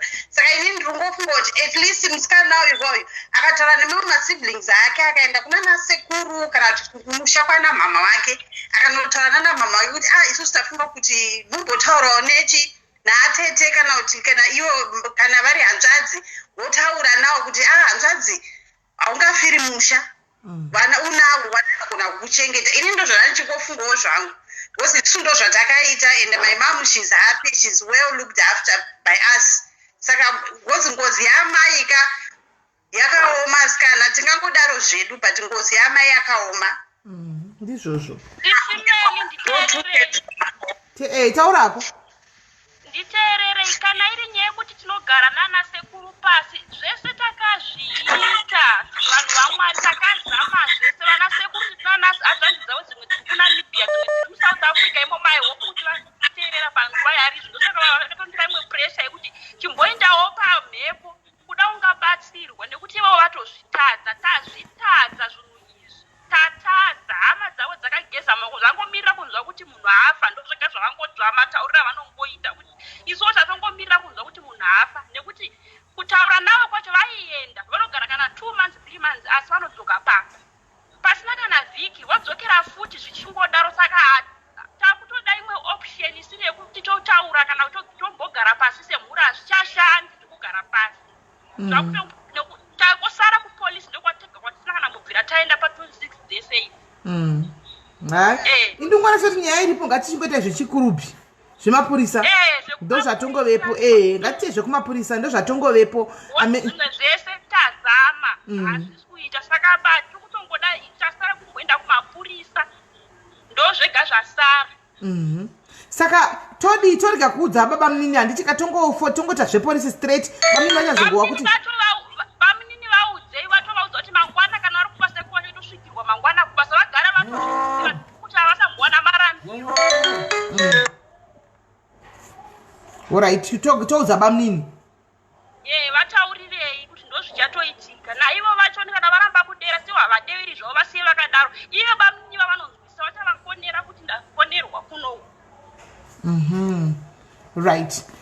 So guys, muri kunzwa musikana ari kuti tifonerai polisi, fonerai bamunini ngavaudzwe kuti vaudze mukoma wavo kuti nyaya yaripotwa kupolisi vasvikirwe. Bamunini ndo vanogona kuenda nepolisi pana baba.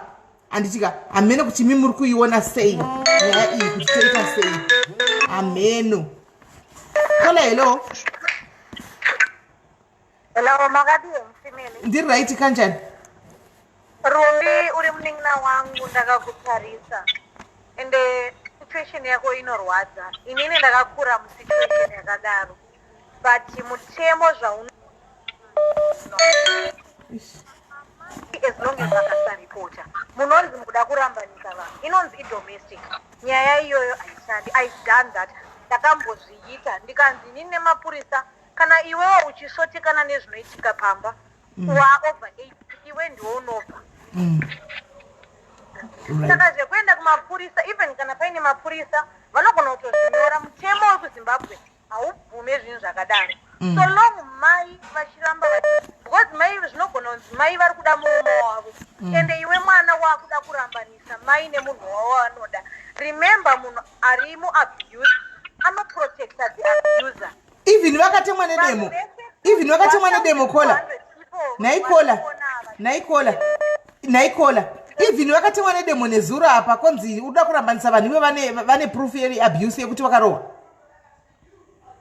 Nyangwe proof kana iripo pavanhu 1400 vakatarisa apa Sis Melly 1000 vakakura mumasituations akadaro. I'm so certain nemastatistics aripo vanhu vakakura masituations iwayo and in the long run vabereki vamwe vanozochinja but baba ndoona kunge ndo vari kutodawo rubatsiro nekuti munhu ane mweya wengozi zvaunoita kwana mira ndinetso kunzwisisa mira wati baba vachazochinja ndiri kuti baba vari kutodawo rubatsiro right ivo baba nekuti vane mweya uri pavari vari kutodawo kutofambirwa kutoshandirwa kana kuenda because baba ndo vatori nedambudziko saka kuti mweya uri pavari ndo unoita kuti unovatuma kuita kuti mai vangozonzi vafa noti mweya unenge uri pavari saka isusu tovamugamuchira kuti baba vane mweya mai vachiurawa asi tiri kuda kubatsira baba nekuti mubereki wako Paula uri kurwadziwa because uri mwanasikana ini ndiri mwanasikana ende ndinorwadziwa neabuse ikaitika kuna amai vangu but mubereki zvimwe zvinhu tinotoda kutobatsira baba vari kutodawo rubatsiro saka baba vativabatsira sei kuona sekuona kwenyu mimi tingavabatsira how best can we help this mushurugu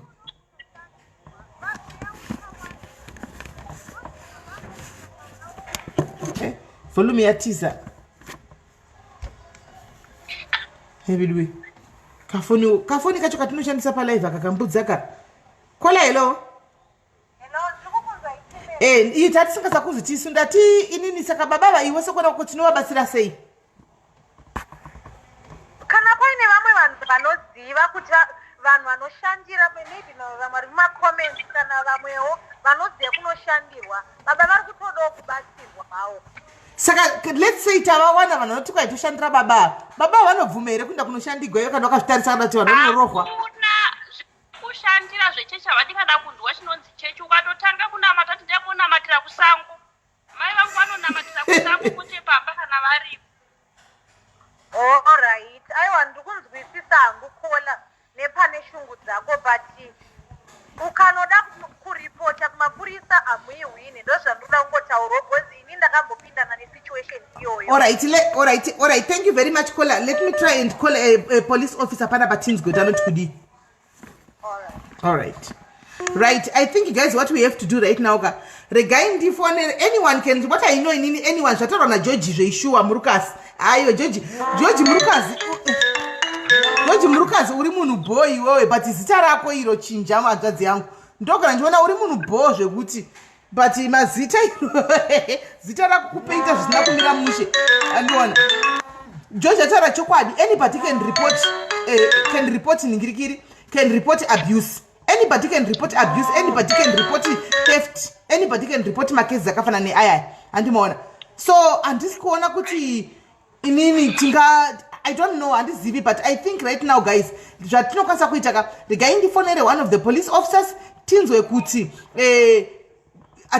kola atisi hatikwanisi kuripota here nyaya iyi abuse on behalf of mobs vedu anditi vanhu kana ndikakata regai nditomboita zvokuidzima I think that will be best regai ndimboidzima because kukata hakusi kubetsera mafokoza kuna machipinda ini kuti foni yacho chibhochidhura yacho chinoita sei pasilent handizvizivi right saka zvada kuita guys zvada kuita ningikiri ndezvekudai so rumbi foni ino iyi ndoda kuishandisa kufonera another police officer iwe pinda mucomment section handitika ndichakufonera futi ndapedza then iwe unenge uchiteerera zvekutaurwa napolice officer pano handitika unenge wakateerera zvako then toona kuti we take it from there handitika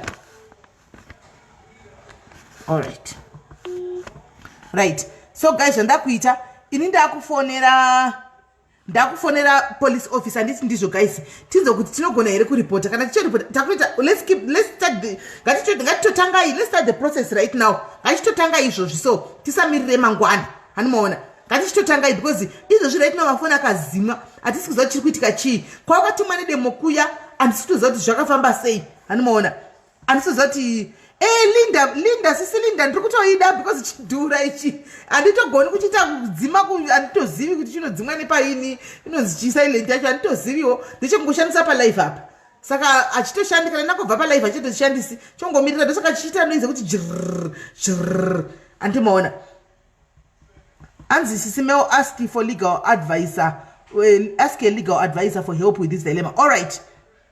Antigoni joy andichigoni kuchisa pa silent chifoni chacho ini andichigoni kuchisa ichidhura andigoni kuchisa pa silent chifoni chacho mutondiregerera andigoni moti zvotondiiritetawo but kuti ndichise pa silent atosichobayiwa papa handitoziviwo ini chifoni chinonzi zvimamobhizo zviya handitozivi chobayiwa papini regai tifonere umwe munhu andipurisa panapa mese makateerera tinzwe handitika totangira ipapo right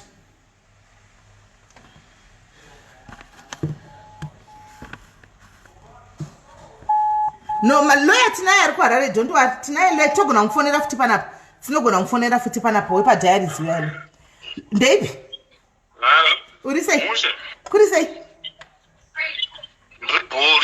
ndiri right inzwa uri pashow right uri palive right takufonera pano tiri kuda legal advice pane nyaya yaitika panapa inokuti awonga uri pabasa maybe hauna kuiteerera handitika but uri one of us saka tofona anytime pane nyaya yauya pano padiaries unogona kuzoifollow wako later right pane mwana akatibata nezuro mukadzi actually ane 26 saka baba vanetsa kumusha uku for the past 26 mai vanorohwa izvozvi vakatemwa nedemo nezuro kwai Sis Melly ndokusimailira zvanditi bro wangu zveiwati kufonera saka ndovakusimaila wedu mudati andioni ndisingamusimailire ndisiye zvangu vakuda kutomunyenga ane mukadzi right saka zviripo nezvekutika vairohwa vanorohwa for the past 26 vanorohwa hanzi vakatemwa nedemo nezuro handiti zvigumwe zvavo izvi zvakatofriza hazvichashandi vanotemwa nezvidhina vanovatiswa kukana kunhingi kunonzi kui kumatanga handitika vanorohwa vachikurugwa hembe pamberi pevanhu zvokuti for the past 26 saka uyu mwana asingasazivi kuti oita sei akati ndinombona muchibatsira vamwe vedu wepindira institution yekumba kwedu because mai vangu vachafirapo kuti achabvise mai vedu imbomirai nezvangu kwai Sis Melly blushing nailolo ndikakublushira ivo ranzadzi yangu vanopenga vada saka hanzi kuti ndibvise mai pamba mai vanoti ndeyatai ndevaya vanhu vechikuru vekuti vakakura vachiziva kuti usasiya musha mukadzi unorohwa uripo gomera uripo andiona saka vadi kuzviwa zvokusiya musha wavo how best can we go about because baba vanoshanda kuharare asi every Friday vanokwira basi kuenda kunorova mai kumusha andiona for the past 26 years saka izvozvi kutema kwakaita nedemo nezuro mafonesa haasi kupinda yamai haipindi yemwana mumwe musikana womuraini haisi kupinda hatisi kuziva kuti chiri kuitika hatisi kuziva handiona saka can we not do something to report this abuse baba havambotorwa lolo ndikutega kutaura sarako kuti vanhu vanozoziva kuti ndikutaura nani handiona kuti vambotorwa vambooneswa kuti nyaya iyi yekurova mai ava vachavauraya iri serious vambovharirwa tingazviita sei nailolo zvazvinoita manje Melly ndezvekuti chekutanga ndechoti mai vacho vari willing here kwai for the past 26 mai havasati vamboripota kana havadi kuzvihwa zvazvinoita manje zvinenge zvakada kutoti tonyorwa iri anonymous mwana wacho osteta zvese zviri kuitika izvozvo kuti zvakamira so then oudza mumwe munhu maybe asiri iye kuti maybe for the purpose yekuprotect a relationship yake nababa wake namai vake handiti osteta macircumstances kuti pane zvakadai dai zviri kuitika then nyaya yacho enda yonoinvestigatwa nearest police station yekunogara mai vavo handiti ende macases anenge akadaro anenge achitoda achitoitwa nevakadzi bhozi vanenge vachida kutotorwa kutogarwa pasi votonyengererwa kubva kure chaivo bhozi vanhu vakudhara manje vane problem yekuti vanoona unge kuripota kumapurisa ka unge kuda kuomesera murume but at the end of the day vazhinji vanofira mamarriage iwayo nephysical urikuona saka zvinenge zvaakuda bhozi zvazvinoita manje ndezvekuti 26 years zvikutora kuti mai vamunhu mukuru kava vava munhu mukuru vanogona vatori kana maybe toti plus or minus 50 years handiti zvazvinoita manje ndezvekuti ivo zvavanonetsana zvanzi zvavanonetsana iye mwana anonyatsozivera kuti chavanonyatsonetsana chaicho chii hanzi baba vakangodhakwa chete idambudziko pamusha hanzi vanongoti izvozvi ziro pavakatemanisa nedemo akangotumira mwana ari kuti akatumira $400 handiti kuna baba akati ndaisa mufoni menyu mozosheyana mopawo mai 200 imimotora 200 kwai kungonzwa kuti panzi papuwe mai 200 baba vakamuka chibhembeneni vakati kupuwa 200 vaita sei ndobva vatotaka kurovana paya ndokumanyisa raini rose ndokwatema nedemo saka mwana achitaura pana pamusikana uya mukuru anotanzi ndakavabvunza ndikafonera ko baba chii kwaisvika imai vako havagoni kutaura ndorizine vakatemerwa nedemo nezuro anyway madiaries imbosiyanai nalolo uyo ari pafoni makutoti kwaigauye nefesi yake toda kumuonawo todawo namba dzaofisa imbosiye ndazviziva ndikamuisira video koga muchamunetsa kuinbox kwake saka taurai inzwai voisi munhu hamuna basa nekumuona chingonzwai voisi ralolo uyu chete uyu mwana wacho ari kupi Mary? Mwana uyu ari kuBotswana. Ari kuBotswana? Anogona kuti anditire WhatsApp call here ndimbotaura naye. Yes. Ndogona kutomuedha ipapo, ndogona kumuedha ipapo pa call apa. Toita 3-way call. Uri muri pa call ipapo. Alright, okay. Rega ndimuedha. Vedwe ndisire wanzadzi yangu vedwe siya ilolo uyu yanzadzi yangu chiko. Ene madiaries amuite vedwe. Amuite. Siya ilolo. Ndosaka ndisina kundani tiri kumuti lolo. Because ndazani ndikambiza nezita ramchanomutsvaga. Ndazviziva. Saka lolo riripo. Sekuletai kuti lolo chii. Hanzi lolo is lolo married. Asking for a friend. Imi mune basa nekuti munhu akarogwa here. Hello Rumbi. Hello. Right. Ndina officer vandinawo panapa. Can you varuda kutaura newe? Rega vataure newe. Iri kuti kureconnecting ameno zviri kuitika. Mira vadzoke pa line. Right. Adzoka. Lolo, auya mwana wacho aripo pa 3-way call apa mubvunze ako. Hello sister, muri sei? Ndiri right. Hello. Hello, ndiri kukunzwai. Urundinzwa? Ndiri kukunzwai. Alright, ndachibvunza kuti ma-incidents anga achitaurwa akatanga rini? Akatanga kudhara ndichitori kuma-5 nokuti ngoti 5 years kana 6 years ndopa zvakatangira. Alright, pane mubvunzo wangaida kukubvunza iwo. Handiti baba wako vane mukadzi wani? Vane mukadzi wani? Varongori mai vangu ivavo. Chete. Ko baba vako ndingati vari kusapota here. Handiti mai vangu vachitaura kuti mai vanenge vari kumusha? Mai nguva zhinji ndo vanotosara pamba vanenge vari kumusha. Sometimes havanoinda apo neapo asi nguva zhinji vanogara kumusha. Zvandiri kutaura ndezvekuti baba kana vane mukadzi wavari kumusha ndo vari kutenga chikafu here vachiendesera mai and everything kuona kuti mai vadye. Chikafu ndini ndinotenga, ivo vanotengawo zvimwe. Handingashori hangu ipapo asi mari havavape. Pamari yavo yepei havatombozivi kuti vanotambira, mai havatombozivi kuti vari kutambira mari kubasa kwavo. Alright, iwo wane makore mangani? Ndine 26 years. Ne 26 years handiti. Ndiwe mukuru? Ndini mukuru, kumashure kwangu kune 3 vasikana, chingori vasikana chete. Handiti. Pavasikana vese hapana ari muno muZimbabwe? Ariko ndiye akanisendera maaudio nezuro akarohwa kumaraini ikoko. Bosi unoziva zvazvinoita manje ka? Uri kuona nhau dzedomestic violence dzinonetsera chinhu handiti. Vanhu kana vari murelationship especially vari mukadzi nemurume handiti. Isusu vanhu tisi tinoona the abuse, the physical abuse inenge ichiitwa munhu. But vanhu kana vapinda mumba manje vatu zvavanozowirirana mumba imomo beside that physical abuse isusu tinenge tisingazvizive kana kuzviona. Handinyanzwisisa. Ndochokwadi. Zvinenge zvaakuda kuti panogona pakateerera vanhu vakawanda. Ndingadai maybe ndakutaura maybe zvinenge zviri dhipa kunyatsonzwisisa. But ona lolo unenge uchitobatsira vamwe vanhu vari masessions iwaya vasati vave prepared kuita come out. I think rather zvaunzwa panapa zvatouya pachena. Saka let's talk about it anyway. Wozonoziva Melly challenge imwe inoitika ndeyekuti vamwe vakadzi vanenge vakagarira bondi. Munyatsonzwisisa? Ndikuzwa hangu. Murume anenge ndo panhu paanenge achinyatsogona ipapo achinyatsopefecta. Munyanzwisisa? but kana abva ipapo manje anenge ato munhu asingaiti. Saka even chero mukataura nemunhu ka kumudza kuti no munhu yaanokuuraya anoita sei usiku zuva richingodoka chete. Handonyanzisa. It's another chapter. Handonyanzisa. Even zvekuti munogona kutaura nemunhu ka munyatsoona kuti murume uyu ka haatobhadhari rendi, haatengi chikafu, haachengeti mukadzi hadi, but anotoabhusa kurwa mukadzi kuita sei. Handiti kuti munotoona kuti this woman can do without this man. Handonyanzisa. Murume uyu tikabvisa pane mukadzi uyu anotorarama zvakanaka, life yake ikatoenderera kumberi. Handonyanzisa. Zvekuti mune muchiti no mukadzi uyu why is it that arongoramba achistika pamurume. Handiti issue inenge iri pakuti there's this other side yaasingakwanisi kukutsanangurirai. Handonyanzisa ndakutaura.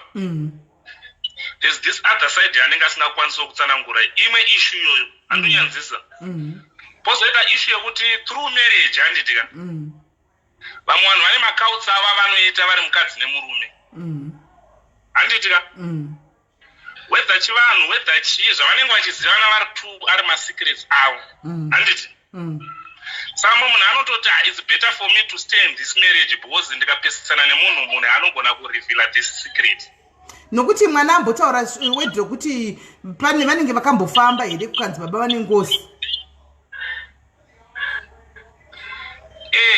Mwana anenge achinzwa handiti but inini chandinotaura ndechekuti mwana musikana kana amachuwa asvika 26 years handitika mwana musikana handitika mai vake mukadzi handitika rinenge riri juti remwana musikana kuti atore mai vake. Ungoti ari kuBotswana dai anga ari muHarare taimuti invite mai vako. Handonyanzisa kumba emamurutova tamutsvagira kana 1-2 vakadzi makanselas vonyatsogara pasi namai vake vonyatsozama kutsanangura. Handonyanzisa lady to lady kunyatsonzwisisa kuti mai dambudziko rinyatsoripo nderei and why are you keeping on muri murelationship iyoyo. Handonyanzisa boza vakutotyira life yamai kuti mumwe musi vanofuma wakaurayiwa. Handonyanzisa there's more to it than zvinoonekwa nevanhu. Unzwa maproblem anenge aripo. Saka ndosaka ndikuti zvinenge zvaakutoda mwana because mwana iye akanoti ada to alright oripota iyesa informant povhurwa dhoketi rotanga kuinvestigatwa handiti pachata statement remunhu wacho ari kurohwa iye kuti abvume kuti zveshuwa ndiri kuabhuswa nemurume zvakati zvakati. Mai vacho vanobvuma here kana kuti vanopedzisira vati no hapana zviri kuitika marriage muno everything is fine. Ipapo ndopatoda kunzwa kuna Yerumbi kuti mai vanozobvuma here kunonyesa statement naYerumbi. Ndopandisingazisi Simeli kuti vanozonobvuma here kana vaikoko. Kumushande kupi? Kumasvingo. Hamuna hama iri muHarare.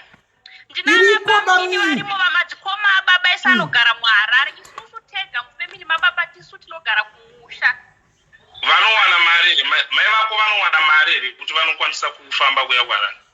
Mari vanotorina ndakatumira mari $400 yandakatumira vachipedza kutumira kumari chipinda mufoni mao ndoko vakataka kutemana nematemo. Aiwa ndikubvunza kuti unogona kunge wakatumira ndosandi kuti are you sure kuti mari vanayo yekuti vanokwanisa kuya kuHarare.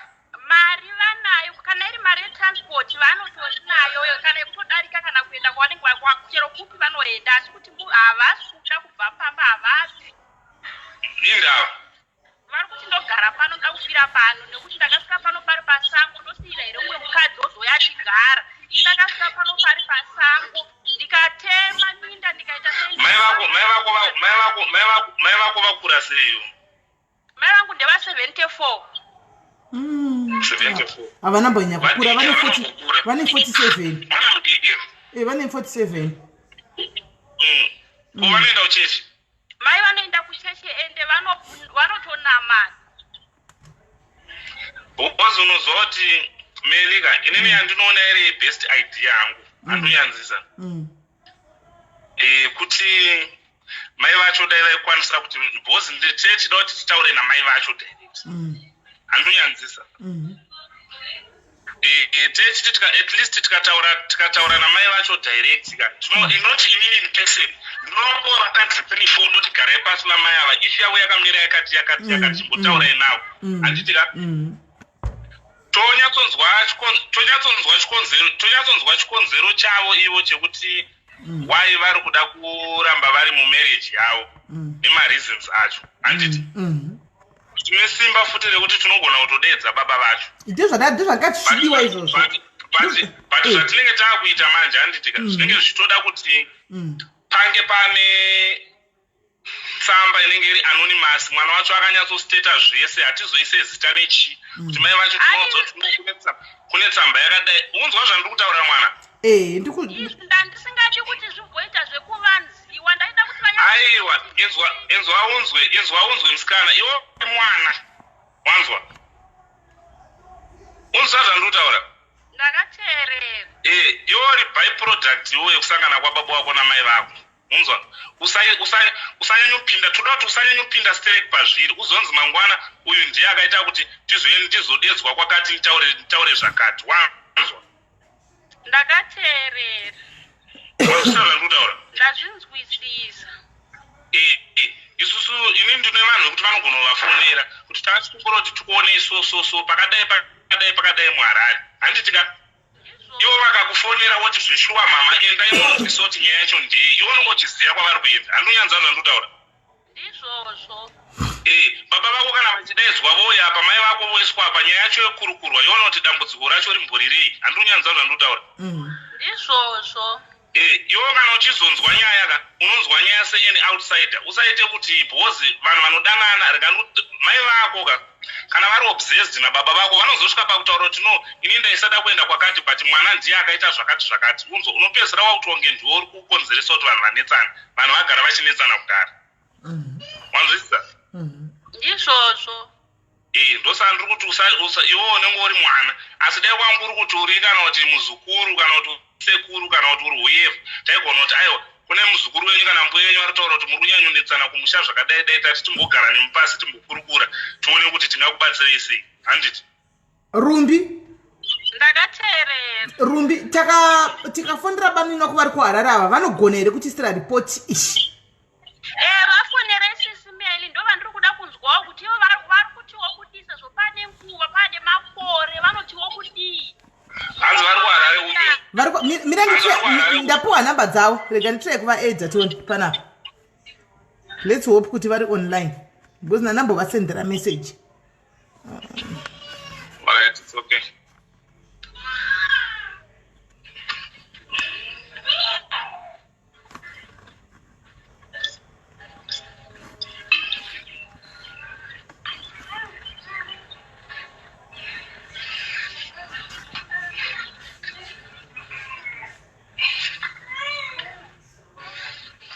right I'm trying to add him kaitiwaone kuti vanogona kuuya here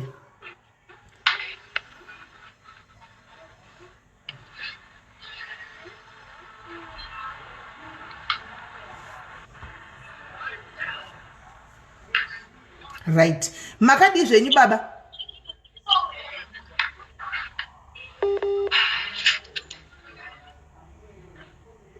ndofunga network iri kunetsa but iri kuti reconnecting wangu wambopinda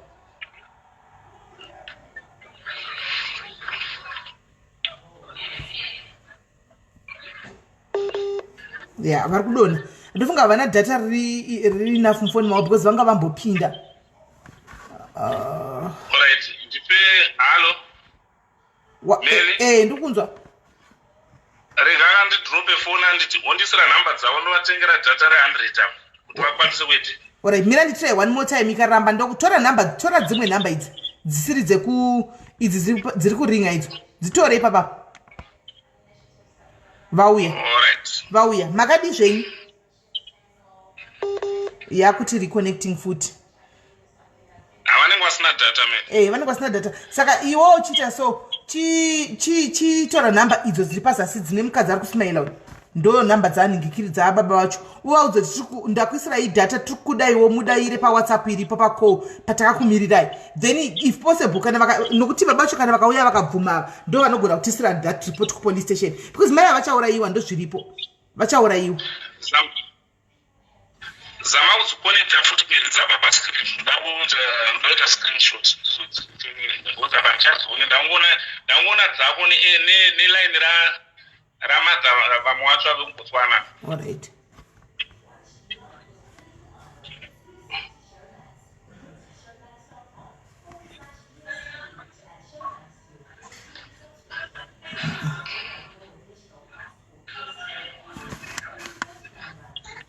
Idzo. Alright, that's all. Saka ndifonera after 10 minutes ndenda 10 or 7 minutes. Alright, bo. Right. Saka guys tamirira bamnini kuti vauye. Regai bamnini vauye panapa, bamnini vakauya pano and then totaura na bamnini mwana aripo haanetsi. Regai nimbovadonedza zvangu iko zvino ambozorora then vatumirwe airtime ndozovafonera beki vese vachinge vauya. Handichika tovafonera beki vese vouya pano tinzwe kuti zviri kufamba sei. Handichika guys ndoda kuti mudzidze pazvitiko zvakadai so muri kuona abuse, muri kuona nyaya yekuti ndinofira vana vangu. Guys ndoda kumbobvunza pane here akambofamba murodhuma akanzi moro single lady asina murume? Aripo here akamboadresa achinzi moro isingle lady asina murume? Aripo? Hapana. Kana zvaramba sometimes ngatite kuti problem toda kuti anzi tochika kusekwa nevanhu tochika kuti kudii but sometimes uchagarira zita rekuti madam ugogarira zita rekunzi misisika but zvinhu zvichidai andimaona. Let's take it ma problems akadai so serious because demo harisiri kutamba naro guys. Demo harisiri kutamba naro. Unotemwa ndikuwa kuti vakatemwa apa. Vakangoti temei mbijana apa. Andimaona. Uvanotemwa moyo. Vofira ipapo. Tiza noupenyu hwako. Usatye munhu utanzi ndosekwa nevanhu. Kuchechi vanozondiseka. Munhu haana kana denga kana gena ranokuisa. Chero kakuvadzwa futi nemurume yakakutemanisa nurimo mochitwa ndinofira kuti Mrs. Still vanhu vanongoseka. Ngatistopeni yekuraramira vanhu vedu we. Ndaona vanhu vachishungurudzwa stereki nenyaya dzokuti kuraramira vanhu kuda kufadza vanhu kuti ndoraramira vanhu. Let's stop it guys. Dzidzai kuvhara nzeve dzenyu idzi. Dzidzai kuvhara maziso enyu. Ka abuse kana chinga yauya mumba muri matanga kurikita guys, walk away. Walk away. Because kune vanhu vakafa vakawanda vaningirira vafane kuitigwa zvinhu zveningirikiri zveabuse izvi zvokurohwa izvi. Anomaona vanhu vakawanda vakatsakatika vakafa kusiya vana uchiti kwanzi ndofira abuse. Masawanda kutozvifarira. I'm not saying kuti rambai varume venyu kuti munoita masingle ladies but kuona murume akujaira system yekuti angara chingokubika every day achingokubika kana kukushanisira yenonzi emotional abuse ya yekuti anga achingokuthuka every day. Anomaona unosvika pakuti wazvimbigwa moyo uchagoni woma poison wofa uchingotukwa daily. Walk away sometimes. No to domestic violence guys. Imi varume vari kana muri pano varume vanotabasira kuisa muchiri kuvarume vakare vanotabasira kuisa maoko kuvakadzi muchirova vakadzi. This has to stop. Muri kuzviondera zviri kuitika. Siyanai nekuisa ruoko mwana womunhu. Mwana womunhu asi mwana wako chero iye wako wachona ukarova kwauraya unoenda kujeri. Usarove munhu anofamba nemweya waMwari. Unomurova pakaipa uchiti ndiri kutamba kudai so ndandichirova. Andimaona wobva warova munhu wobva afa. Anomaona wobva watofira ipapo uchiti ndajaira kurohwa. Imi vakadzi vede kurohwa kujairiki. Kugara une mablack eye uchidhemejwa kumeso akugadziriki akujairiki. Munozviziva kuti munenge magadzira mafesa nyaya it takes makore kuti ugadzire skin yako inake. Makore wanaka skin yako wagadzira waine yanaka yakupenya worohwa woiswa zivanga reblack riya. Munoziva kuti haribvi zvokumanya zivanga riya. Hariperi zvokumanya zivanga riya rekuti unongopiwa nemunhu. Tizai noupenyu hwenyu madzimai. Tizai noupenyu hwenyu. Apa mwedzi wamadzimai ushu hausati wapera. Mwedzi uyu ndewa madzimai unopera vhiki iyo inouya. Vediwe tizai noupenyu hwenyu. Mukaona mwana 26 years osvika pakutega ndine pajekerere pane vanhu ndinotaura nezvenyaya iyi kai. Iye mwana uyu pachakanotodawo counseling. Mazviona kuti mwana ane pain. Mwana ane pain. Ndio mwana wekuti akasvika kumba mai nababa vakatanga anogona ngoti zvanyanya izvi onongawo kana sanhu iroro rinenge riri pasaidhi kana chitina ndoda kutema mai vangu vari kurohwa otema baba bobva vati pasi dhi handiti vakadhakwa vakafa kudhara nedoro vakadhakwa kudhara nedoro otemawo dhizi atori nepain achitaura mutonzwa kuti mwana uyu is full of pain mukati make akazara nepain mukati make anotodawo ningikiri counseling itori strong zviseni vanin'ina vake nevana vake vacho vane 6 ne7 years nokuti vaona zvakawanda andimaona vanotoda counseling vese imba yese inotoda counseling because it's not easy imi kuti unongochingokura chingona mai vachingorigitwa everyday vachingokindiswa daily. It's not easy very way. It's not easy very way. Ameno ini kungotaura hangu handizivi. And iko zvine zvilinda munjoma panguva ino haisi nguva yekuti taidu blame game handiti munoziva kuti makudziro takaita anenge akasiyana. Mumwe mwana anenge achitoti ndikuzama zvese kuti maybe kuda ndikavafadza kugokunoita kushoma usingazivi kuti mari vari kutovapa iyo ndekuenda kunodhakisa chi baba vakuti varove mai hanimaona. Saka ngatirege kuita zveblame game but instead ngatitsvagei solution kuti how best can we go forward nenyaya iyi. Then mwana uyu kana azowana counseling vanhu vari professional vaya kana maprofessional counselors muripo handika mobatawo mwana uyu motaura naye momukansela then mozomuudzawo kuti mari stopa kuramba chingoti unotumira baba vachi mari every time handimaona. Kwaiko zvino ngatiite zvekuti titege zveblame game izvi tiite zvenhingirikiri zvokuti tivabatsire. Hello. Hello, Sis Melly. Izvi ndingatambokontribute zvangu panyaya yamanina Rumbi. Nyaya ningirikini yeabuse iripo. Inini tina mbuya vedu isusu vaiitwa izvozvo zvekurohwa nasekuru. Vairohwa zvekurohwa zvizvi. But now sekuru vairara nevana vavo vana vavasikana. Handiti. So ambuya vakangotaura kana kubvunza anything vairohwa. Saka zvakazoonekwa nevanhu vemaraini manje kumusha ambuya vaskrima vaona sekuru nemumwe mwana wacho nakazozviuraya zvake vakarara mumundo wemadumasi. So it's real. Saka ambuya nanhasi vachingoripo vaidzi vakanzi ibva unofa ripotera murume unofa avatomboda kana uripota nanhasi avana anotomboda varipota. So it's real zvinhu zvinotoitika. Then saka sekuru ivavo vana vavo vasikana 3 vane vana vasekuru like vakaita vana nevana vavo mafirst born avo isi vane vana vababa vavo. You understand? So it's really hard. Hey, zvakaoma ende waita hako vidiwe asi yave mishonga kahiyi kuvata nevana iyi. We don't know kuti tingati mushonga here kana kuti tingati chii. Saka we don't know kuti but what I wanted to say is kuti abuse yacho iriko because vaudza kuti ngavabve vairamba kuti ripoti yamapurisa vairamba.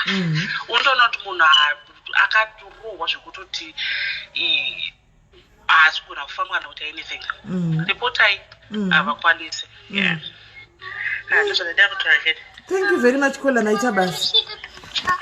Imi madzimai musane nenyaya kugarira blambi siyanai nenyaya kugarira mablambi vanhu madzimai siyanai nenyaya kugarira mablambi kuti kwanzi no blambi is worth ndorohwa uchingogarira pablambi chingoti kwai handibvi ndiyo inotondiitira iyo ndo inotofaya ndo inotonaka kunhu handichanoiwani. Mablambi akazara kunze uku azere kunze uku mablambi.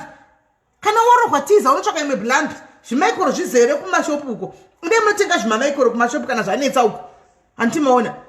Vamwe vishuwa vamwe vanyu vakadzi kugarira twai blambi ndozvaiwanepi yakafanana neiyi kudi iyoyo wakamboiwana sei? Wakamboiwana sei iyoyo iripo? Wakamboiwana sei? Uchangowana imwe hakuna bonde rinokodzera kugarirwa mumba vedu we.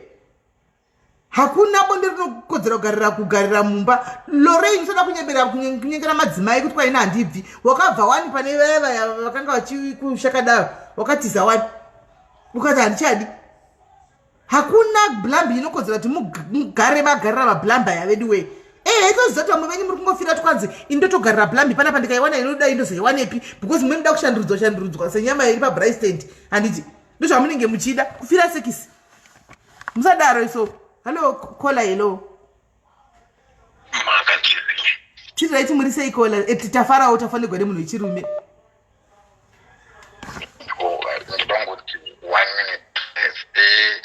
Anyway, ndamboda zvangu kufona earlier. I think pane zvataurwa naofisa vaya. I don't know. Baba ava abuse yavo yavari kuita it shows kuti munhu ari very abusive. But one thing maybe people are not realizing, why is he only being abusive to one person? Because vanhu vari abusive kana baba vari abusive mafamilies vanenge vachirova otherwise zvese nevana kana kuti nevazukuru, especially zvokunzi munhu anotora matemo anoita sei. But why is it kuti baba ava is only abusive towards one person?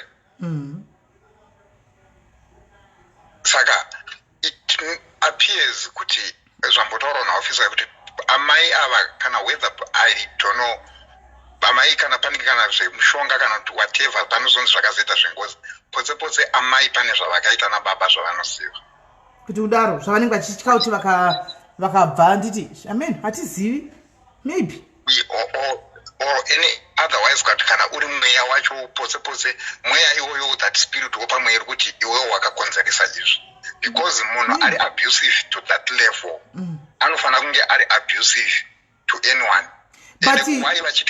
But kola mwana wacho ndikurangarira tauro tanzi vana vanovata vaivata mumanhingikiri mumanhingikiri mumaraini mungu vachivata mumatanga, saka haisi abuse ireyo varo here kana kuti vaizongotizwa amai vachirohwa zvokumanyisiwa kakunzi budai panoenda munovata kumanhingikiri kumatanga uko kana kuti budai mumba mangu.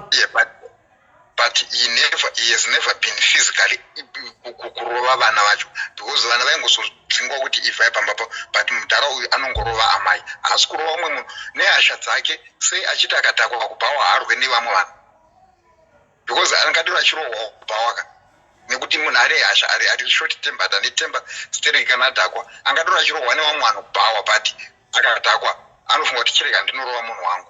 Friday yasvika anokwira bhazi kuti ane munhu wake wanokwirira bhazi kuenda kunorova. Handichaziviwo ameno rikaitinzwe bamunini vari kuuya pamwe anogona kuziva. Alright kola maita basa. Right. Regai tichifonera officer venyu vamaita crash nava. Maita crash na officer. Atovatumira airtime. Yeah. Vanenge vataurira navatumira airtime, right. I'm calling officer. Ndofonera musikana. Ndofonera bamunini vosangana pano.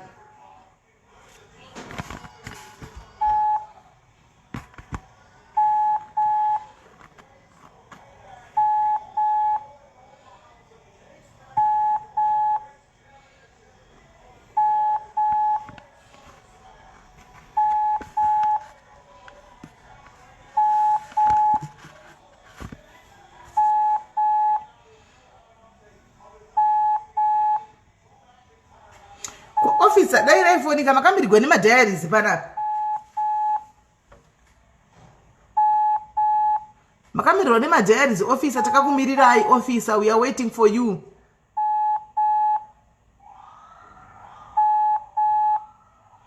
Ndova ndiri kufonera. Officer venyu ndova ndiri kufonera. Madiaries mondiuraya. Ndaposa ndaswipe macomments ndabvisa. Ndaposa ndabvisa macomments kuti ko zvamamundiuraya nokuseka kwa vari kufona inamba ipi zvei kaiti wanzwe. Hello Sis Melly. Ndeipi call? Hapana, ini ndaichida kungoti zvoni I think kuti amai ava ngiri problem yavo ndeyekuti maybe vakavaka musha wavo vari kugara, maybe that's why vari kuinsista kuti ndoramba ndichigara panapa. Maybe she doesn't want to live ngiri kuvaka kwavakaita, maybe kana love chaiyo haisisipo pakati pavo pavangara vachingorohwa, but because vakavaka musha. So I think maybe kana vakabatsirwa kuti divorce, then she gets musha wacho wogarawo pamusha murume urega kupota chiuya. Vanouya kusiku vakavataka vapondanisana. Ndozvona ichofunga hangu. Alright. Iri bokola, thank you very much. Tifanira officer tione kuti vadzoke panhingikiri. Alright. Tione kuti vadzoka pashow. Officer makamirigwa nemadiaries.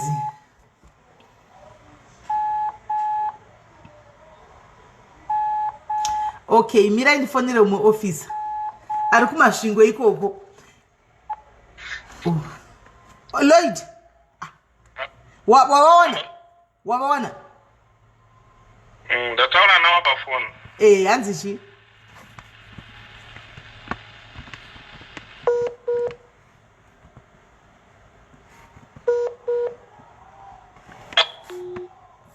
Network yekuZimbabwe futi. Officer voti vachiuya panapa madhayaris amirira vo zvofamba sei?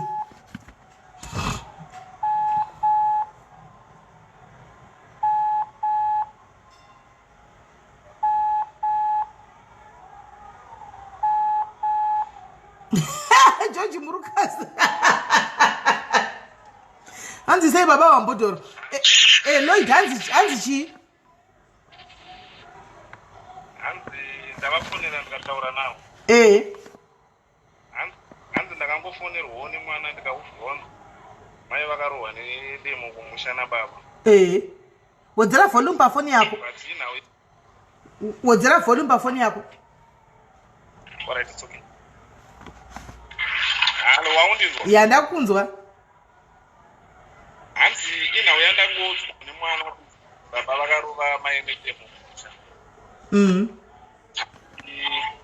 Asi handisati ndaita look into that issue because ndaswera ndiri busy basa pandakuenda kumba.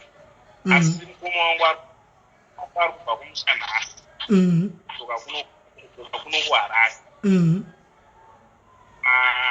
Ndikasvika kumba ndichatonyatso kuvherifayawo nekuita kuti nyaya yacho yakamira sei. But vose mataurira vari kutoitawo pembe ifirst incident yavo. Yokutonzwawo kuti nhau yaitika ikoko yevanhu varohana kana kuita sei.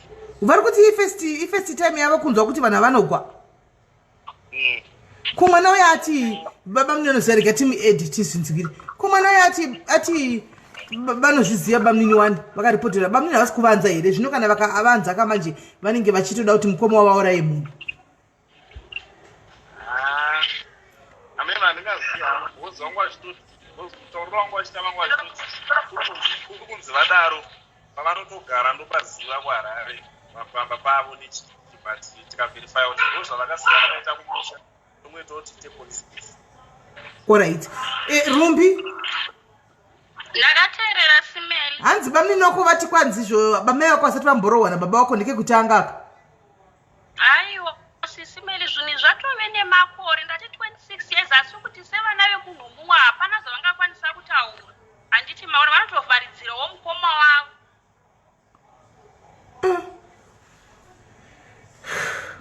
Saka ndichiwanzwa bai saka unoti bamnini ameno hanzi bamnini vati ndikasvika kumba ndichanyatsonovherifya vakaudzwa newe kuti baba vakatema mai nedemo saka ndopachazonyatso kunovherifya but kana chiri chokwadi hanzi ndinogona kuzonotaridza mapurisa kuti ndepapa pavanogara saka ndisati bamnini hachiri kuvanidha here because handisi kuziva.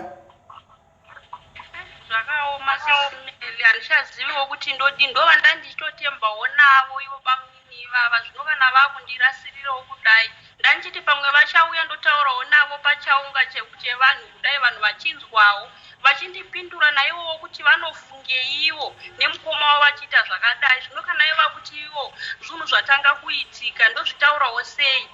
Imbozamai kuvafonera ndivabvunze kuti munozviziva wani kuti zvinhu zvaane makore kubva tichiri vadiki.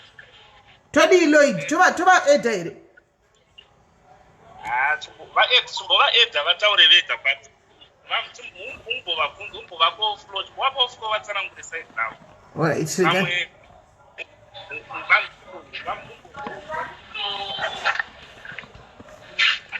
Pakaipa.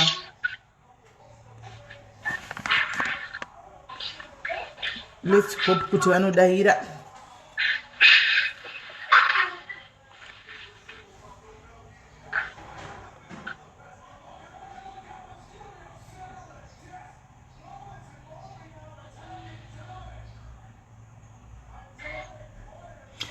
Hello?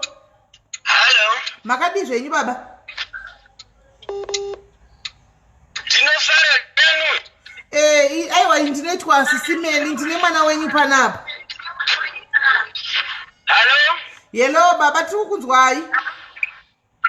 Rambe makabata bichana ndiri kudrive ndakutsvaga pekupaka futi. Alright pakai.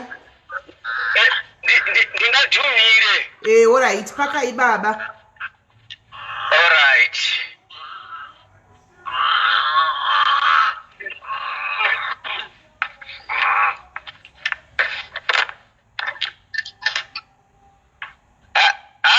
Yellow, mawana pekupaka here baba. Right, come again. Ehe. Ndati ndinoitwa Sis Melly ndine mwana wenyu pano tingoriwo vana venyu zvenyu tauyawo kwamuri kuzopotera. Ndine mwana wenyu Rumbi panapa. Rumbi wauyawo uri kuchema nenhau yababa kuti baba vari kuita basa rekurova mai. Rumbi taura hakuna bamini. Rumbi taura nabamini. Baba ndini Rumbi ndakakonekta paWhatsApp vanondiri kubotswana vamuri kutaura navo vari kuSouth Africa. Hello. Yes, moroi baba maswera sei? Ndaswera hangu voice rako riri kure kure. Ndikati ndauya kuzotsvaga rubatsiro pashow baba kuti tokubatsira sei baba nedambudziko ratakasangana naro kubva tichikura.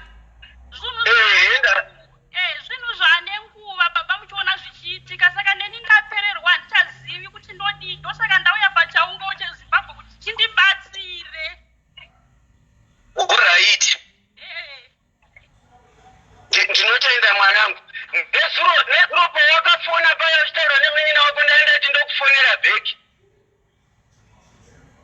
Ndizvo? Ndizvo. Saka handisati ndabata baba uku.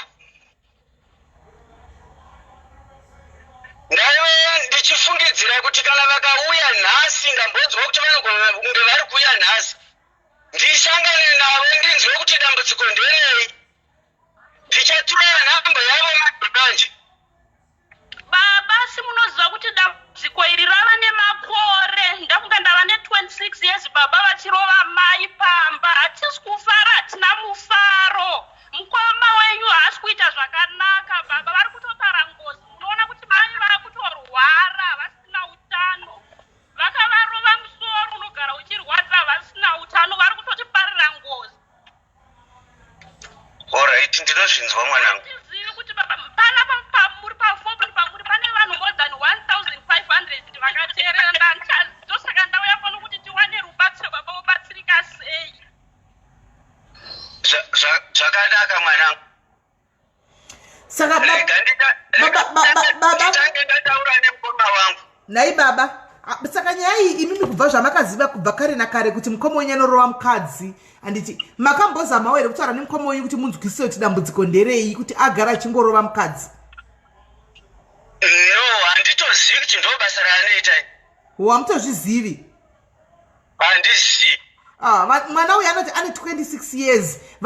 Kubva vachikura vaivata mudanga vachivata mumaraini. Baba vanoputsa mwana uyu anozamawo kutengawo zvinhu zvokuti mafoni chichii. Mai vanorohwa vachiitwa zvese baba vachiputsa vachiita sei pavanouya kumusha. Saka mwana kuzosvika auye kwatiri isusu isati kuona kuti manje nyaya iko yoenda kana vakutema mukadzi nedemo yakuda kuti tizopindira manje tichimbovavharira isu vemutemo tikambovavharira 6 months vari kujere kuchikurubhi uko vanodzoka vaita right. Saka tatisati tavavharira timbotanga tati kuna baba mnini sevanawo chite tsika kuti nei baba mnini hamugoni here kumbotora mukoma wenyu mugare naye pasi kuti yapindigora nevemutemo iko zvinezvi tapindira isu vemutemo takuchivaisa kuchikurubhi. Ndinotenda maningi nezvamaita. Ndinoda kuti nditaure naye munogona futi kundibata maybe same time mangwana. Munongondibata ndiripo. Alright, hapana chakaipa because isusu tinogona kuvatora mabava basa rikapera tikavatora tikanovakanda kuchikurubhi tikambovaita 6 months mai ava tikangona vane mavanga chete ekuti vakamborohwa baba 6 months kana gore tombovavharira tinovanyorera mapepa ekuti vambogara zvachose kuchikurubhi kana gore variko nokuti hazvibvumidzwi kubata munhu zvikuru mwedzi unoyu mwedzi wamadzimai. Kubata mukadzi uchirova inonzi abuse, domestic abuse. Iyo hatitombodi kana kuzviwa ini ndiri minister ndinomirira madzimai. Alright. Saka ndakati pamunotaura nemukoma wenyu mutomudza kuti kuna minister vandifonera vachitopenga kuti imi baba imi nyaya yauya kuvanhu kuZimbabwe saka totogona kukuvharirai mutaure navo. Asi kutaura shuwa mwana akandifonera nezuva achichema ndikatomuti kunyarara. Akandifonera ari kunhingi kwake kwaanoshanda ari. Saka ndosaka ndanda kufona ikoko but foni dzacho dzinonetsa ikoko. Okay. ewa pane chakaipa baba isitashisa taitawo hunhu gwara chairo rekuti reka titizire kuna baba vaduku.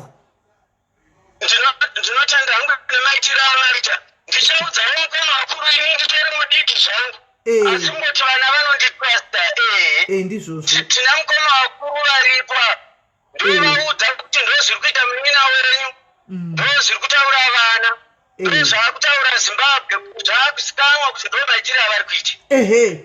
So kuzosumudzika zosumudza mota dzedu dzechipurisa takanangako kunovatora tinotumbira maCID ndo tongotumbira kuti avatore achizonaki ani munoona baba vamunhu mukuru ngavatiita imbonoitaura ise family imi tisatenya kuita mapepa tiregai timboigadzirisa imi mukandibata mangwana ndienda neinformation yakakwana. Alright, hapana kuipa baba tinokutendai zvikuru maita basi tokubatai mangwana same time. Ndinotenda kwazvo ndiani wandiri kutaura nayo? Ndinotaura Minister Mangwana. Minister Mangwana.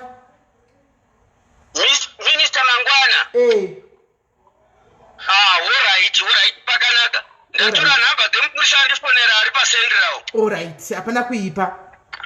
Ndinotenda mwanangu. Alright, zvakanaka ibaba. Alright. Rumbidzai. Ndakateerera baba. Chirega kutema iwewe. Rega ndiri kutsvaga information because mukoma kana ndikavabvunza chero vaenda kumushakani ngoya achinitaura kuti mai guru varireted vanongoya achiti vanofara. Saka handizoziyiwo ndendisiko.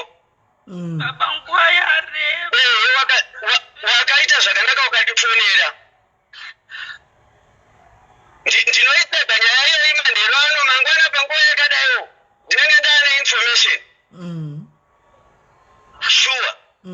Aiwa tinokunzwisai baba tinokunzwisai regai timbotora vana ava vanotoda counseling iri strong yakasimba saka tichatotaura neDepartment of Home Affairs yekuBotswana kuti mwana uyu ngaambopinda mucounseling ambocanceliwa then kana baba vachinge imi semhuri vataura nababa tozoona vana vari kumusha uku vana ari kuita nevana vaviri vanotoda futi counseling yakasimba including mudzimai nokuti abuse kana aita makororosa aya vatokanganisika brain. Chokwadi. Tinokutenda yakude rubatsiro rwakanaka kudai. Alright, zvakanaka ibaba. Aiwa tinokubatai mangwana. Zvakanaka. Alright. Tinotenda. Okay.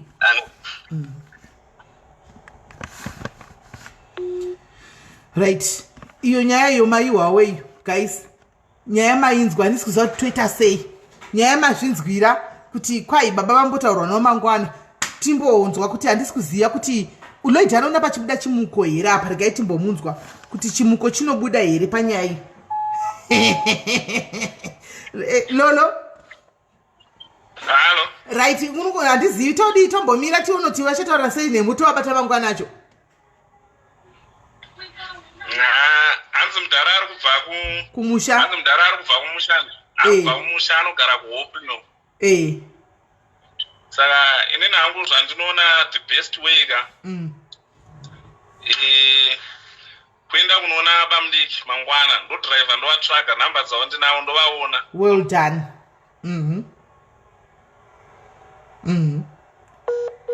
Well done. Kana wadaro wagona. Foni yalo lo futi angagona ati mangwana anonotsvaga baba munini. Wati unotsvaga baba munini wovawana nditi.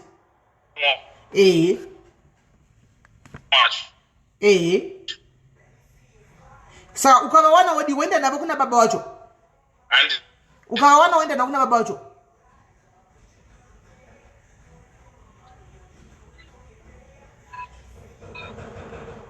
Hello. Ukavawana wenda navo kuna baba wacho.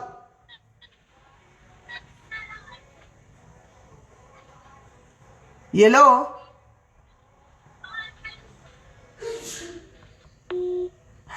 Ndoda kukuudza aloita sazikakama kuti kana wotaura makona kuti maitotaura naminista ipo paya anozokakama kuti maitotaura naSisi Melly anozokakama kuti maitotaura naSisi Melly nekufacebook animaona saka ndoda kumutsiura kuti kumutsindira kuti kana wonosvitsa kudani kana wasangana baba mimi mangwana mkaenda kuna baba wachona kuti minista vaya vakakufonderai baba mimi minista kana vakatumira battalion kuzokutorai kuti anyatsosimbisa koresa animaona kuitira kuti baba vavhunduke kuti ndiri pawanted nyaya yangu yakuzikamwa animaona. Saka ndoda zvino network yalolo yacho yakuita ichitiza hanimaona because ndida kunyatsa kukoresa kuti baba vazive kuti yave kumaoko eminister aminister zvino akazoita mistake kakanga maoko Melly vanoti saka ndaitambuwa metsi andimona saka andifa kuti asakangane kuti kuti sisi minister ndo vakanga vachifona ine nyaya yakudozikama kustate house uku kuti we wakuita basa kurova mukadzi lolo hello right mangwana usakangana kuti kana wasangana navo baba mninika usazokangana kuti ndandichitaura saminister ka unozokanga kuti zvinyatsa kukoresa kuti tinyatsa kusimbisa kana mukanosangana nababa wacho straight uvaudze kuti baba ava kuti nyaya yenyu kuna minister vamaiti vaitaura nemino ine zuro minister ava vanotonyatsa kusikamwa manje vakazotumira battalion yavo kuzokutorai baba muri kuita gore because isi tingoriwo ripoti takapiwa naminister vaya saka isusu tangoti chimbotanga mambotaurirana but nyaya yenyu yakusikamwa matonyogwa mabhuku kuti munorova mukadzi mutorova mukadzi timbozoti Melly kune zvinhu kune chimwe chinhu hamuchanga ndichida kutaura alright handiti inini chandoziva ndechekuti chiro mukadzi akataura mashoko akaita sei murume afanirwa mukadzi ndizvozvo hazviite kuti murume weexchange mashoko emukadzi nezvibhakiri ndizvozvo because at the end of the day even chiro mukadiscasa mukapedza mumwe anosara nemavanga handitiunyanzisa saka ishu iripo manje ndezvekuti nhau yaapapa ndeyekutosafeguarda kuti at the end of the pachapondwa munhu ipapapa zvokonoita kunge majokesika ndizvozvo but totozoona kuti hano vanhu vaiva inini zvanga ndichifunga ndaifunga kuti mangwana ndokunoenda ndonoona pamutiki vacho because mudharo yanenge anzi anosvika manheru here kana mangwana makuseni hanzi asumuka nhasi saka kubva pamasvingosvika kwarara pasvika handiti inini zvanga ndichifunga ndezvekuti hanzi kumasvingo papi kuchatsworth chatsworth pasvingo here haisi chifu here aiwa imasvingo kwagutuku kwaguchinda kwagutuku kwamupanda wanauko hanzi polisi ine distance yakareba sei kubva ipapo handina kuzobvunza kuti polisi ine distance yakareba sei kubva ipapo but if the worst comes to the west iwo uchikwanisa une nhingikiri uchiwaziva panowanika fuel uchikwanisa kuenda kuti ukwanisa kudirira petrol umbosvikako nemabhururu ako makateka uniform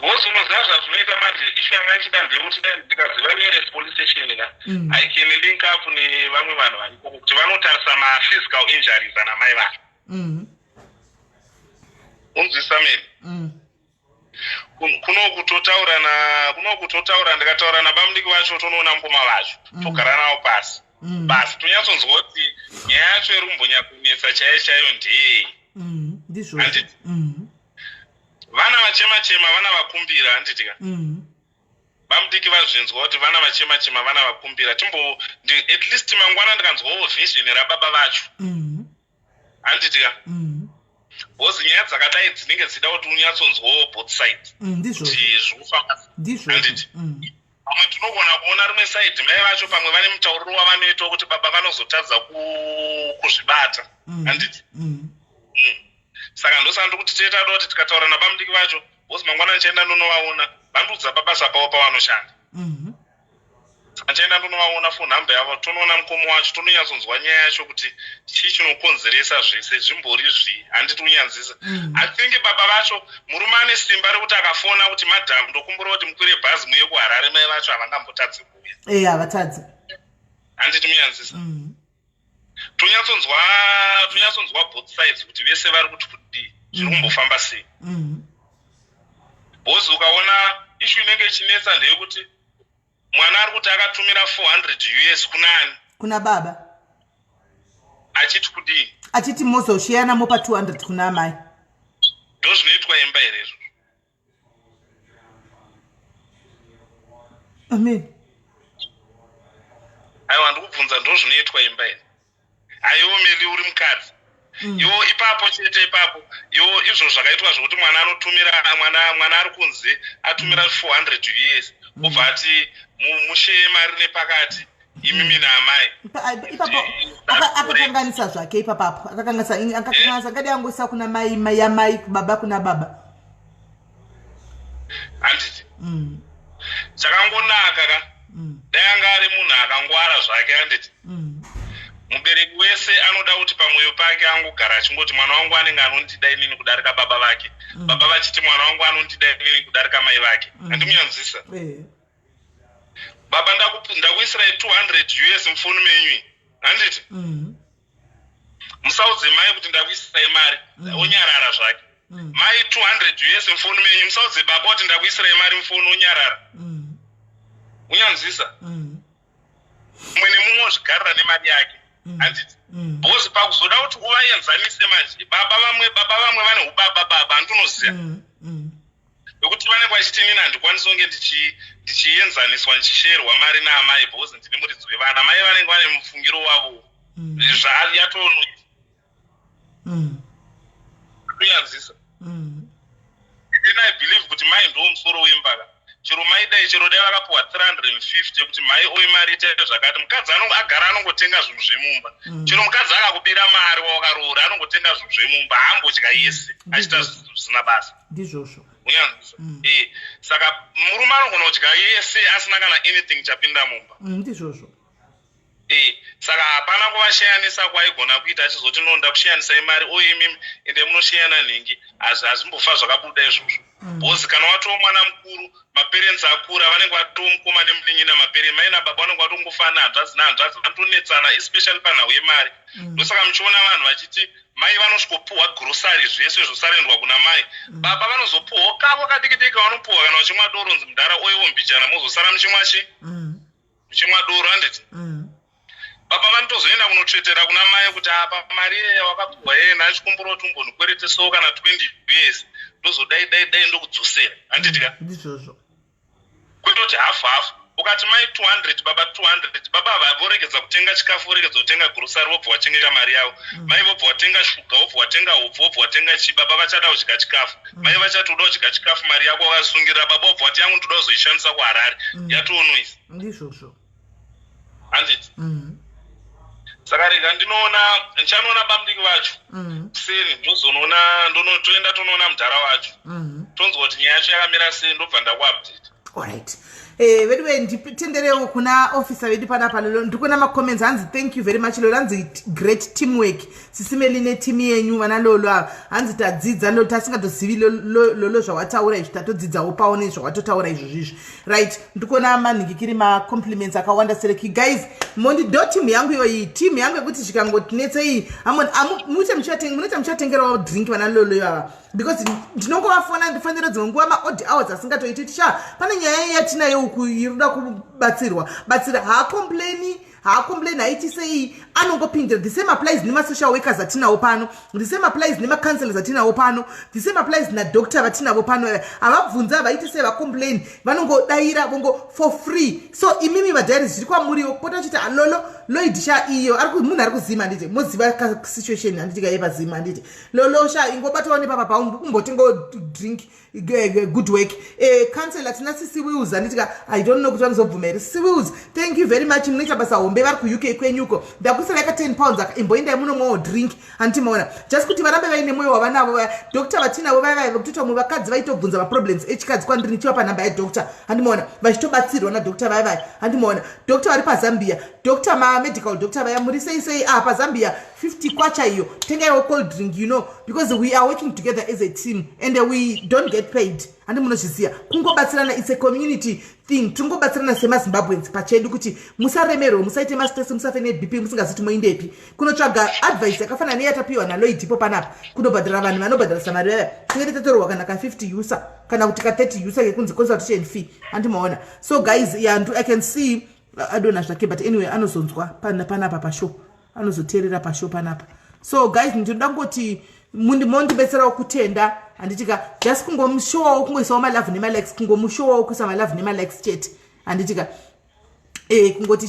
kungoti afilewo kuti aiwa ndino appreciate munhu mamusingatoziva handiti mamusingatomuzive kuti timu repanapa mamusingatozivi kuti timu repano zvandogara ndichikuza titora rimwe timu ramusingazivi riri powerful very powerful ratinaro ipo padiaries panapa very powerful. Ndosaka mwana ndashandisa hangu zita rekuti ndini minister mangwana because I know kuti team rimwe racho riri powerful iroro and riripo panapa handitika ina handisi munhu anoita zvepolitics, I don't do politics handiti but ndine kumwe kwandakatopinzwa kutoti vakakura vakatokuti ndapinda sei ndapinzwa munomu sei nezuro chaichai ndaitaura neimwe one top munhu wekuzimbabwe nchiti kochimoti uyaiwirayo kapadiaries apa mumboti painterview zvikanzi moda kuziva kuti chine zvangu zvine zvikuru kupisa ndikauya ndotukwa nevanhu ndikati aiwa amumbotukwe because we don't discuss politics. Muri munhu ari powerful and influential munongoyawo modi mumboti graceawo vanhu mongoonawo paflag kuti kuri kuya inini vokuonai kuti toda kutokuedairi live vanhu vongokuonai zvikanzi chiregai project yatiri kumboita toda kuzoya tichitopikawo vamwe vanhu padiaries iva papo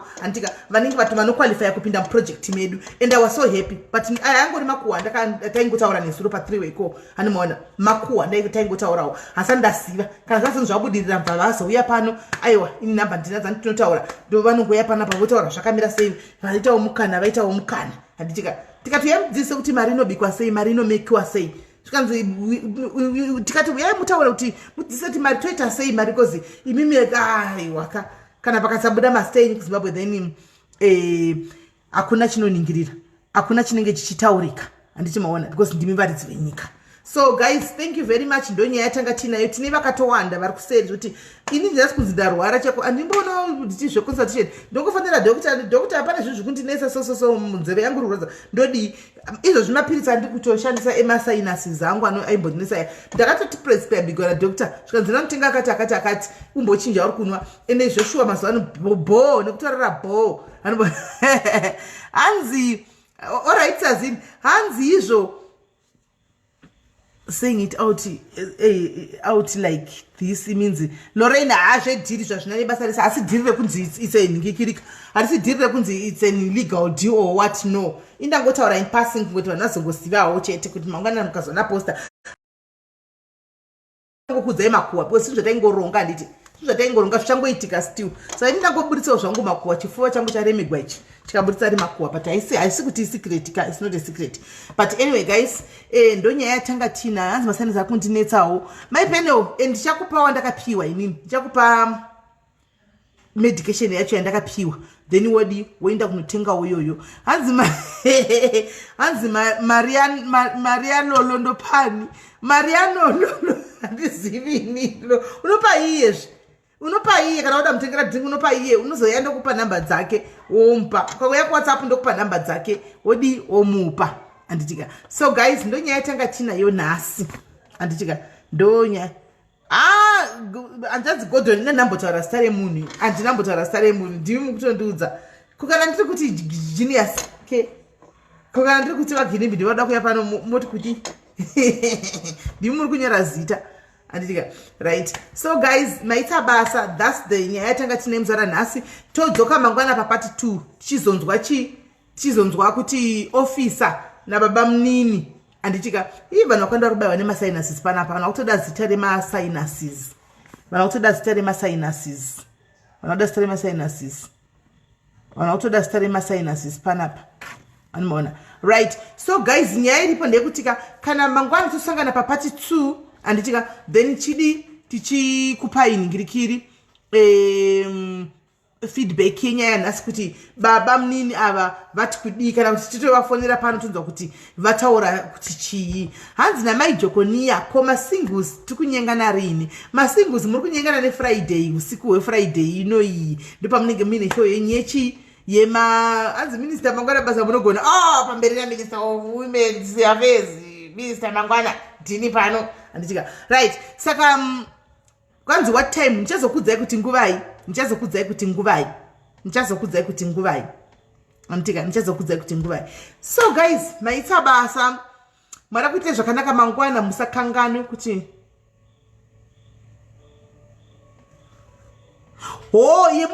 show yechitu yanga chifungwa kuti tiite yaya yataifunga kuti tiite show yaya hanzi mirai ndikuverengere message yavo hanzi kune kuuk ko kunoitwa zvechi mirai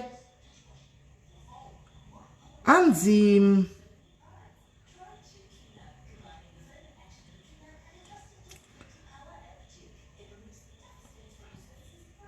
client yavo yashaika here anditika ende vanoita vakuita zvokubvisa mabhodhi emakorona iwaya handiti saka vanenge vanoita zvemakeke ende munhu anoshanda ipapo here kuda ndiye anga mheno zvaitika ipapo anomaona saka vanga vakuita zvokumhanya-mhanya neclient yavo yashaika iyoyoyo handiti maona ndo zvanga zvakuitika saka nyaya iripo ndeyekuti vazoisa tsamba vachiti toita rini ndikati manje pakati panenge pakupindawo vamwe tozozviona chi saka zvazve next week saka yanhasi yaya haisisipo yakanselwa handitika yanhasi haisisipo yakanselwa because vashaikirwa neclient yavo koko kuuk dzavanochengeta idzi handitika so anoda nhamba yaofisa kuti aise mari munoziva kuwhatsapp kondodi mondokupa ichi nhamba dzavo handitika indoda kuita secretary waminister vako uya sazini mandasi ndikutomutsvaga uya ako nai uya nekupinda macomments ningochita basa rekupinda macomments wanzo ini nekuita secretary nekunyora kuti zviri kufamba sei chididi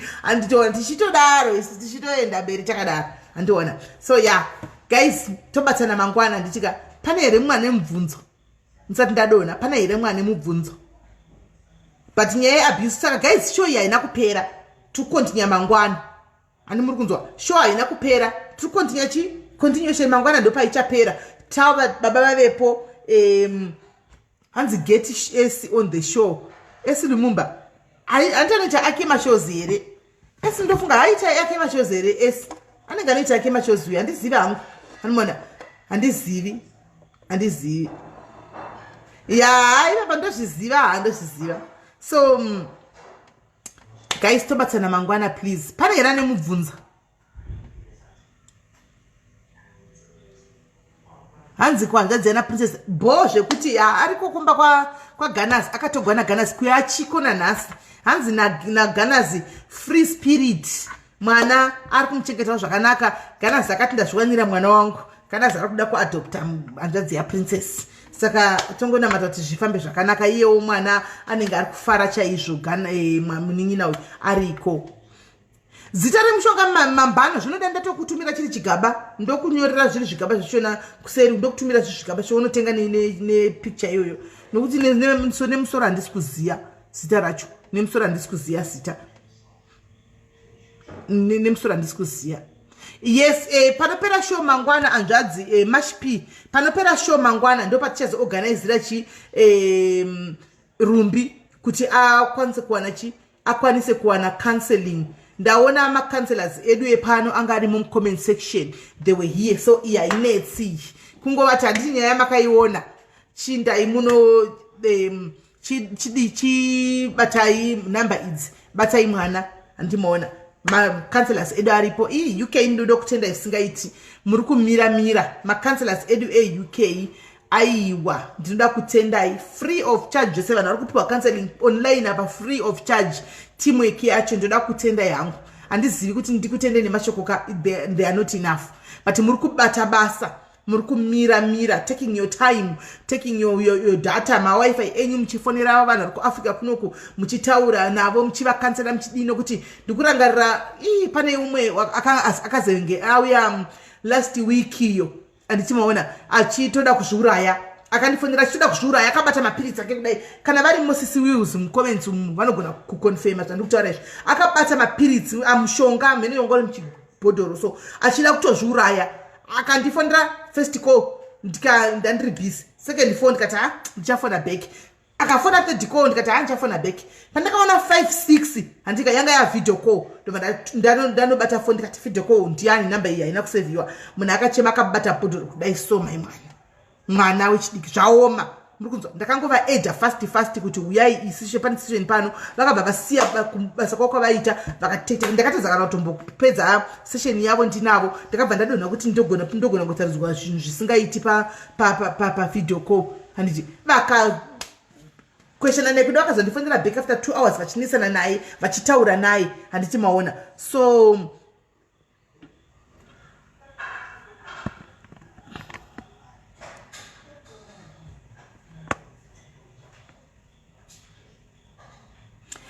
Primrose Davis, they are not even practicing anyway. Vanhu vakaita izvinhu izvi handitika vanhu vakangoita zvinhu zvecounseling izvi vanotoshaenda kudzimba dzavo vanotora netunhu twavo vakatoshanda vakarisaina vakasirana zvokudhara vanotodya mari dzavo vari kudzimba dzavo havachatoshandi kupractiza mune any hospital kana any chii no that's why vachingoti takarisaina but isusu tinoda kuramba tichingobatsirawo vamwe tichingoshanda nevamwe so there is nothing to be scared of hakuna pini inotorwa hakuna chokunzanzi waya zvizodiwi kana kuti kudii aiwa zvinotodiwa because havana kwavahospital yavanonzi vanopractiza havana kwavanonzi vanhu zvidzidza vakatozvishanda kudhara vakatosiyana nazvo vangodlarifa ravo vakasvikarira asi tisi kutaura vanhu vadiki kamazera asi titotomutora mazera edu totaura mazera makuru chaiwo chaiwo handitika mazera makuru so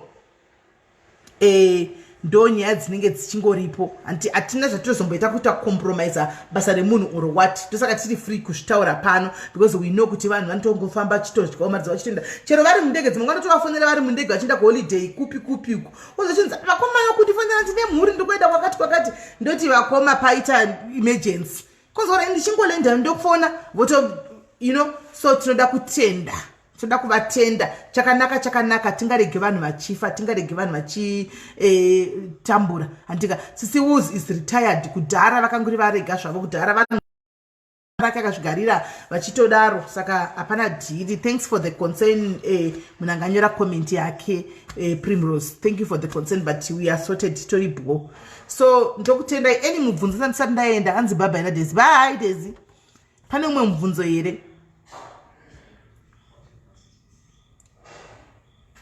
hanzi stofu yegasi makaitenga mari ipi yacho yana princess here ndivana Lorraine vakatenga handisirini ndakatenga ini ndivana Lorraine vakatenga handisirini saka handizivi kuti vakatenga mari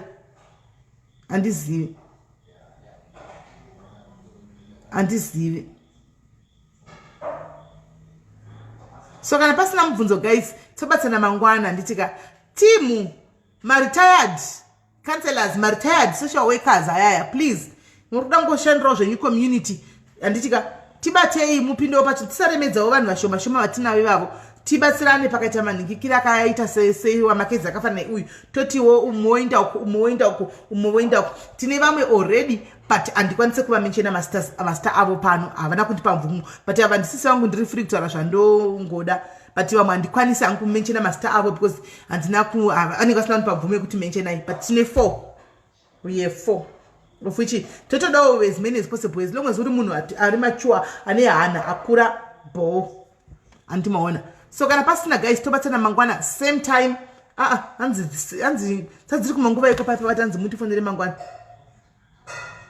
dziri kumanguva tongoti na 5 ngatiti na 5 mangwana then tobva tatanga kuti tidaro musikana weCape Town guys maCape Towns mavanhu vekuCape Town ndiri kufunga kuti muri next week aisiro here yamuri kuenda kunoona mwana we anonzi anzani Messi weCape Town so vane nhumbi dzemwana dzakudhara dziya please vane nhumbi dzemwana dzakudhara dzavasingasadi bataiwo miluka chadzipurwa handitika bataiwo miluka vedu we kana musina namba dzake uyai ndidi ndibate ndikupei namba dzake dzamiluka mune hembe dzevana vachichi dzamusati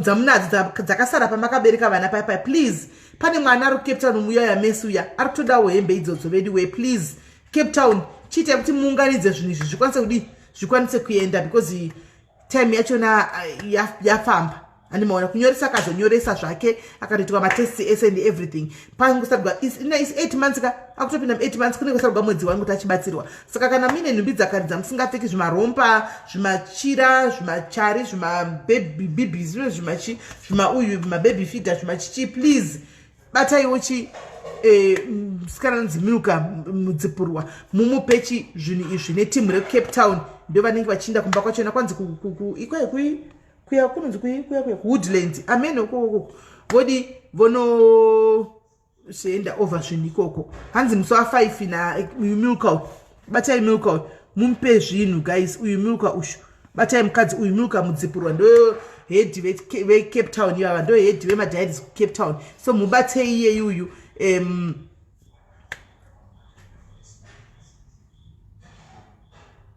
okay Lakson okay all right so batai miluka uyo guys hanzi hapana ari kuziva kuti mwana muridzi hatina kuwana mari yekuti aende kuscan hanzi Woodstock Woodstock yoyo hatina patisi kuziva kuti mwana muna rudziye, but I think right now ka situation yaari haisi yekuti angati ndodawa zvemwana musikana namwana mukomana, chingoendesai anongova ane mwana arikubika anongopfeka zvese, ingoendesai chingoendesai nokuti haana chinhu, haana pekutangira, saka matomuendesa zvokuti anzi ikala blue iye azodaro musikana panodaka haka ndezvino situation inenge yakanaka guys, inenge yakanaka pare zvino ka green yoyo blue purple red yellow what pink indisai ikoko iye ndiye achazoona kuti oita sei, ingoindisai ikoko anditika. So yeah guys, thank you very much, mwari akuitire zvakanaka, tobatsana zvakare mangwana pachikamu chinotevera. Muve nepeace, muve nezuva rakanaka, muve nerudo, muve nekuregerera. Hanzi asi kusimba Douglas i-lockdown i-lockdown yandifutisa iyoyi, i-lockdown tatofuta nema-lockdown iwaya kwanzi majima achavugwa musi wa1 kudano patichange toindau tombodzokera konda hemba dzichakwani izvo zvita kungofunga masambia munhu achazvisikuita. So guys, mwari wakuitire zvakanaka, diaries ingadei isipo, imimi demanga musipo, so munotigonera, pasina imimi apana diaries. So guys, thank you for your love, you help me also to become a better person, and you help me each and every day when I wake up, and for the respect and the love of these people anonzi my diaries, I have to be a better person. I have to makatondidzisa kuti ndisiye zvinhu zvakawanda, makandi nanhasi you are still shaping me. So without you guys I wouldn't be who I am, and I wouldn't be who I am. So ndoda kutendai because makandigone munondigonera zvizhinji sa rambai makadaro tobatsana mangwana. Bless.